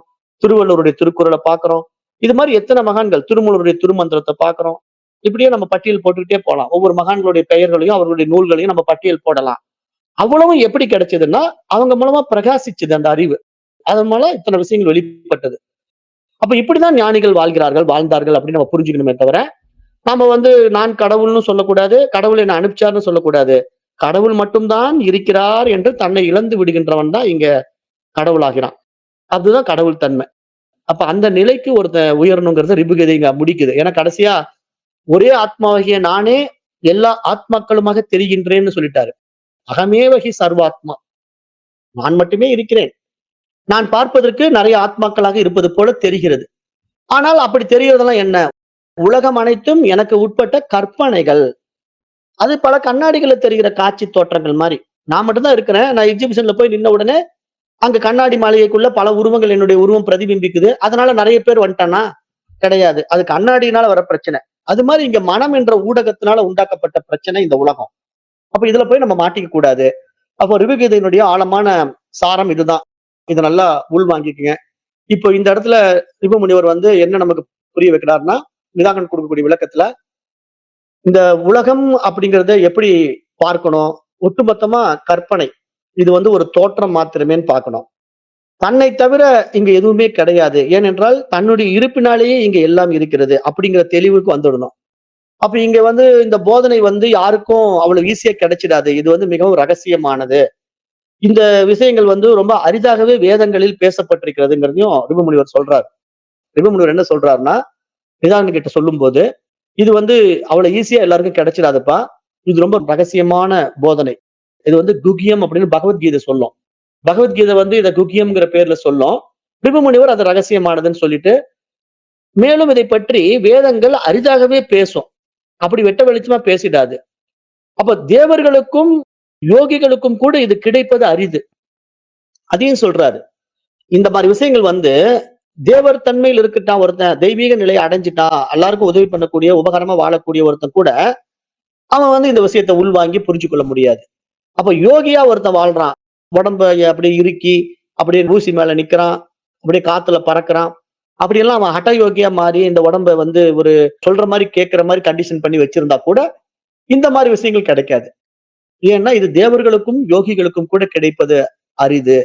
ஆகவே இது எல்லோருக்கும் பிடித்தமான ஒரு விஷயமாக இருந்தாலும், இது யாருக்கு கிடைக்கும் அப்படின்னா, இறைவன் கருணையினால, அனுகிரகத்தால அவன் தன்னை பார்க்க விரும்புற ஊடகத்துக்கு தான் கிடைக்கும். எல்லாருக்கும் கிடைச்சிடாது.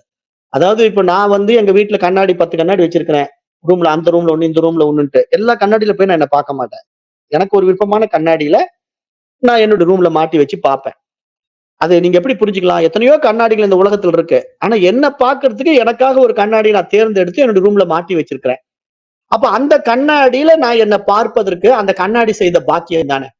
இப்ப என்ன வந்து பிரதிபிம்பித்து காட்டணும்னா அந்த கண்ணாடி ஒரு பாக்கியம் செஞ்சிருக்கு. அதனால அது என்கிட்ட வந்து என்னுடைய முகத்தை பிரதிபிம்பித்து காட்டுது. அது மாதிரி இறைவன் தன்னை பிரதிபிம்பித்து பார்க்கின்ற ஒரு கண்ணாடி, ஒரு ஊடகமாக இங்கு ஒரு மனித மனம் தேவைப்படுது. அது எந்த மனித மனதை அவன் தேர்ந்தெடுக்கிறானோ, அந்த மனித மனத்துல அவன் பிரகாசிப்பான். அது கோடியில் ஒருத்தர்கிட்ட தான் நடக்கும். எல்லாருக்கும் நடக்காது. அப்ப ஏன் கோடியில ஒருத்தருக்கு மட்டும் தான் நடக்குதுங்க? மற்றவர்களுக்கு ஏன் நடக்க மாட்டேங்குது அப்படின்னு கேட்டீங்கன்னா, அனுகிரகம் வேணும். ஃபர்ஸ்ட் இறைவனுடைய அனுகிரகம் வேணும். 2வது அந்த மனம் வந்து என்ன பண்ணணும்? இது மாரி ஞான விஷயங்கள, அத்தியாத்ம ஞானத்த நாடணும். நான் யார்? இறைவன் யார்? இந்த உலகம் யார்? அப்படின்ட்டு தெரிஞ்சுக்கிற ஒரு ஆர்வம் வரணும். ஒரு கியூரியாசிட்டி வரணும். அத ஆர்வமா தேடணும். யாரோ என்னென்னமோ தேடி போயிட்டு இருக்காங்க. ஆனா நான் கடவுளை தேடி போகிறேன். அப்படின்னு ஒருத்தன் தேட ஆரம்பிச்சான்னா, அவன் தான் கடவுள் யார்? நான் யார்? இந்த உலகம் எப்படிப்பட்டது? அப்படிங்கிறத தேடுவான். இல்லன்னா ஒருத்தன் பொண்ண தேடி ஓடுவான். ஒருத்தன் பெண்ண தேடி ஓடுவான். ஒருத்தன் சொத்து, உலகம், அது இது ஏகப்பட்ட வேலை வாய்ப்பு. இப்படி எதையாவது ஒருத்தன் உலகத்துல தேடிக்கிட்டே இருப்பான். இந்த உலகத்துல எல்லாருமே தேடிக்கிட்டு தான் இருக்கிறாங்க. ஆனா எவனும் தன்னை தேடுறது இல்ல. எல்லாம் வெளி விஷயங்கள தேடிக்கிட்டே, புறத்துல நாட்டம் அடைஞ்சுக்கிட்டே ஓடிக்கிட்டு இருக்காங்க இல்லையா? அவங்களெல்லாம் மகான்கள் என்ன சொல்றாங்கன்னா, மூடர்கள் அப்படிங்கிறாங்க. மூடர்கள், முட்டாள்கள். ஏன்னா எந்த ஒரு மனிதனும் தன்னை தேட தயாரா இல்ல. தன்னை தேடுபவன் தான் அவன் தன்னை அறிந்து கொண்டு தன்னை இறைவனாக மாற்ற முடியும். மற்றபடி வெளிய தேடுற எவனுமே வந்து தனக்கு வேறாக இன்னொன்று இருக்குங்கிற நாட்டத்திலேயே போய் அந்த உடம்ப விட்டுட்டு மீண்டும் மீண்டும் பிறப்பு இறப்பு சக்கரத்துல சுத்திக்கிட்டே இருப்பான். அது அவனுடைய ஆசையின் அடிப்படையில உடம்பு மாறிக்கிட்டே இருக்கும். பிறவிக்கு தோறும் அவன் வந்து வேற வேற பிறவி எடுப்பான். வேற வேற உடம்பு எடுப்பான். பிராரப்த கர்மா மாறி மாறி கொண்டு வருவான். அப்படியே அந்த மரணமும், ஜனனமும் அவன் ஒரு சுழற்சியில இருந்துகிட்டே இருப்பாங்க. அப்ப அந்த சுழற்சி வந்து அந்த மனதுக்கும், அந்த உடலுக்கும் உண்டானதா போயிடுது தவிர, ஆத்மாவின் இடத்துல அது இல்ல. அப்ப தன்னை ஆத்மா என்று உணர்கின்ற ஒரு ஊடகத்தை அதை பயன்படுத்தி தன்னை பார்த்த பிறகு அந்த ஊடகத்துக்கு வேலை இல்லை அப்படிங்கறத இங்க ரிஷிகள் சொல்ல வராங்க. அப்ப அப்படிப்பட்ட ஒரு ஆத்மா பிரகாசிக்கிற ஒரு ஊடகமாக நாம் நம்மை மாற்றிக் கொண்டோமானால் நமக்கு அந்த பிறவி சக்கரம் கிடையாது. ஏன்னா அது நம்ம இடத்துல பிரகாசிக்க தொடங்கிட்டா இங்க உடலும் மனமும் வந்த வேலையை முடிச்சிடும். ஏன்னா 2வதா ஒரு பொருள் இருந்தா தானே அதை அடையணும்னு ஆசைப்படுவதற்கு. அப்படி ஆசைப்படுவதற்கு இன்னொன்னு இல்ல. ஏன்னா இருப்பது இறைவன் மட்டும் தானே. அப்ப அந்த நிலையில இன்னொன்னு இல்ல. அப்ப அடைய போறேன், தெரிஞ்சுக்க போறேன் அப்படின்னு சொல்றதுக்கும் இன்னொன்னு கிடையாது. அப்ப அந்த இடத்துல நமக்கு வந்த வேலை முடிஞ்சிடுதுல்ல. அங்க மனம் வந்து திருப்தி ஆயிடுதுல்ல. அதுதான் அந்த முக்தின்னு சொல்றோம். முக்திங்கிற வார்த்தைக்கு அந்த இடத்துல என்ன பொருள் அப்படின்னா, விடுதலை, லிபரேஷன். மனசுக்கு வந்து போதும். எனக்கு எல்லாம் புரிஞ்சு போச்சு. இன்னும் நான் தேடி அடையறதுக்கு ஒண்ணும் இல்ல. எனக்கு நான் விடுவிச்சுக்கிறதுக்கு என்ன இருக்கு? நான் பந்தப்படவும் இல்ல, நான் மோட்சமும் அடையல. அப்ப நான் இவ்வளவு நாள் ஏதோ கட்டுப்பட்டு இருந்தேன்னு நினைச்சிட்டு இருந்தேன். இப்ப நான் கட்டுப்படவும் இல்ல. நான் மட்டும் தான் இருக்கிறேன். அப்படிங்கிற அந்த தெளிவு வந்த பிறகு, அங்க முக்தியும் இல்ல, மோட்சமும் இல்ல. அப்ப எல்லாமே ஒரு ஸ்டேஜ்க்கு மேல விட்டுட்டு போறோம். அதுதான் ரிபுகஜனுடைய ரொம்ப ஹைலைட்டட் பாயிண்ட். அப்ப அத விடக்கூடிய நிலை வந்து தானா உருவாகணும். நாமளா விடக்கூடாது. அது கைகூடி வரும். இப்படி நம்ம அந்த நிலைக்கு அடையணும் அப்படின்னா, அதுதான் இந்த நித்திய, அனித்திய வஸ்து விவேகத்த அடையணும். ஃபர்ஸ்ட் வந்து எது நித்தியம், எது அனித்தியம் அப்படிங்கிற விஷயத்த நம்ம ஃபர்ஸ்ட் புரிஞ்சுக்கணும். அப்புறம் இந்த மாத பாதையில வர்றவங்களுக்கு வந்து யோக சூத்திரத்துல சொன்ன மாரி ஏம நியமம் கடைபிடிக்கணும். ஏம நியமம்னா என்னன்னா, எதை பிடிக்கணும், அத பிடிக்கணும். எத விட்டுடணுமோ, அத விட்டுடணும். ஆனா நம்ம வந்து எத பிடிக்கணும்னு தெரியறதில்ல. எத விடணும்னு தெரியறதில்ல. இந்த 2யுமே நம்ம சரியா நடைமுறைப்படுத்தாம, நாம தேவையில்லாதத போய் பிடிச்சுக்கிறோம். தேவையானத விட்டுடுறோம். அப்ப இது மாரி நம்ம ரிவர்ஸ்ல உல்டாவா பண்றோம். அதனால பாதிக்கப்படுறோம், கஷ்டப்படுறோம். அப்ப நீங்க வந்து அப்ப நான் எதங்க பிடிக்கணும், எதங்க விடணும்? அதுக்கு தான் யோக சூத்திரத்துல ஏம நியமத்த படிக்கணும். அப்ப நீங்க வந்து யோக சூத்திரம் சொல்ற மாரி, அட்டாங்க யோகத்துல 7 நிலைகள் இருக்கிற மாரி, அந்த யமம், நியமம், பிரத்யாகாரம், தாரணை, அப்புறம் தியானம், சமாதின்ட்டு 8 நிலைகள்ல நீங்க படிநிலைகள் வரீங்கல்ல. அப்படி ஒன் பை ஒன்னா நீங்க மேல வந்தா தான் நீங்க தியானத்துக்கு கைகூடும். அப்ப அந்த தியானத்துல தான் நீங்க சமாதினா என்னன்னு புரிஞ்சுக்க முடியும். ஆனா நீங்க எடுத்த உடனே தியானத்துல வந்து உட்கார்ந்தா எப்படிங்க சமாதி கைகூடும்? கூடாது. நெறைய பேர் வந்து அத புரிஞ்சுக்கிறது இல்ல. அப்ப நம்ம தியான கிளாஸ்ல அத என்ன சொல்றோம்? ஏம நியமத்த கடைப்பிடிக்காம நீங்க தியானத்துக்குள்ள வரதுனால தான், அந்த தியானத்தினுடைய வேல்யூ தெரியல உங்களுக்கு. அப்ப அதனால தியானத்த வந்து எப்படி வேணா இடையில வரலாம், இடையில போலாம் அப்படின்னு நினைக்கிறீங்க. அப்படி இடையில வந்து இடையில போறதல்ல தியானம். அந்த தியானம்னா அது நான் தான். நான் இருக்கிறதுனால தான் அங்க தியானம். ஏன்னா தியானிக்கப்படுபவன் ஒருத்தன் கிடையாது. தியானிக்கிறவன் ஒருத்தன் கிடையாது. அப்ப அங்க இருமைகளே கிடையாது. இருப்பது நானே. அப்ப என்னையே நான் மதிக்க தெரியாம நான் எப்படி அந்த நிலையை அடைவேன்? அடைய மாட்டேன்.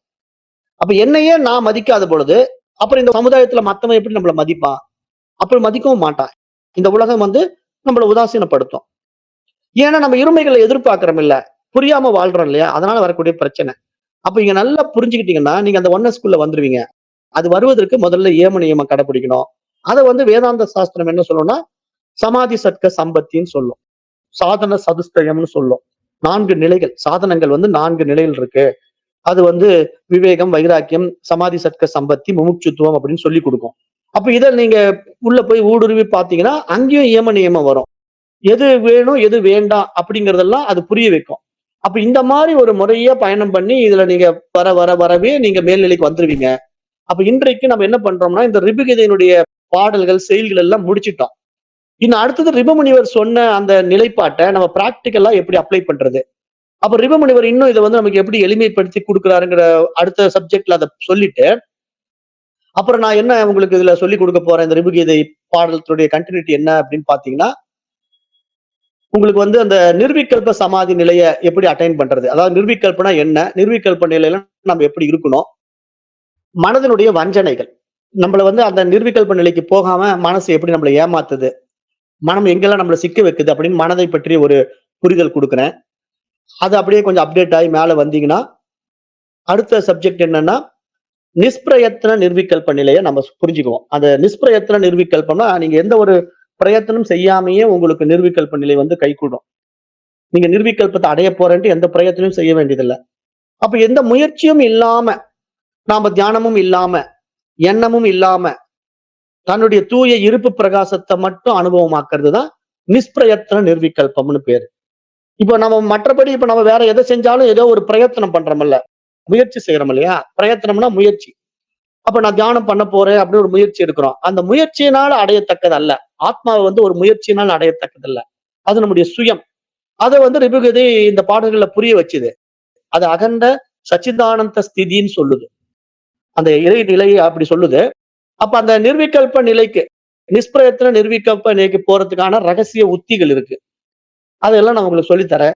இன்னும் 2 கிளாஸ் 3 கிளாஸோ வரும் உங்களுக்கு இந்த ரிபுகீதை. அதோட முடிச்சிருவோம். இப்ப நான் ரிபுகீதையினுடைய பாடல்கள் முடிச்சிட்டேன். அடுத்தது சில பாயிண்ட்ஸ் எல்லாம் எடுத்து சொல்லி ஒரு 3 கிளாஸ்ல முடிச்சு விட்டுறேன். அப்புறம் அதுக்கப்புறம் நாம வந்து பஞ்சதசி போலாம். அப்ப நீங்க தொடர்ந்து இதுல பயணம் பண்ணணும். நீங்களா விடக்கூடாது. அந்த ஸ்டேஜ் வரும்போது தானா உங்கள விட்டுடும் அதெல்லாம். அதுதான் நடக்கணும். நன்றி. நேரம் கருதி வகுப்பை நிறைவு செய்கிறேன். ஓம் தத் சத்.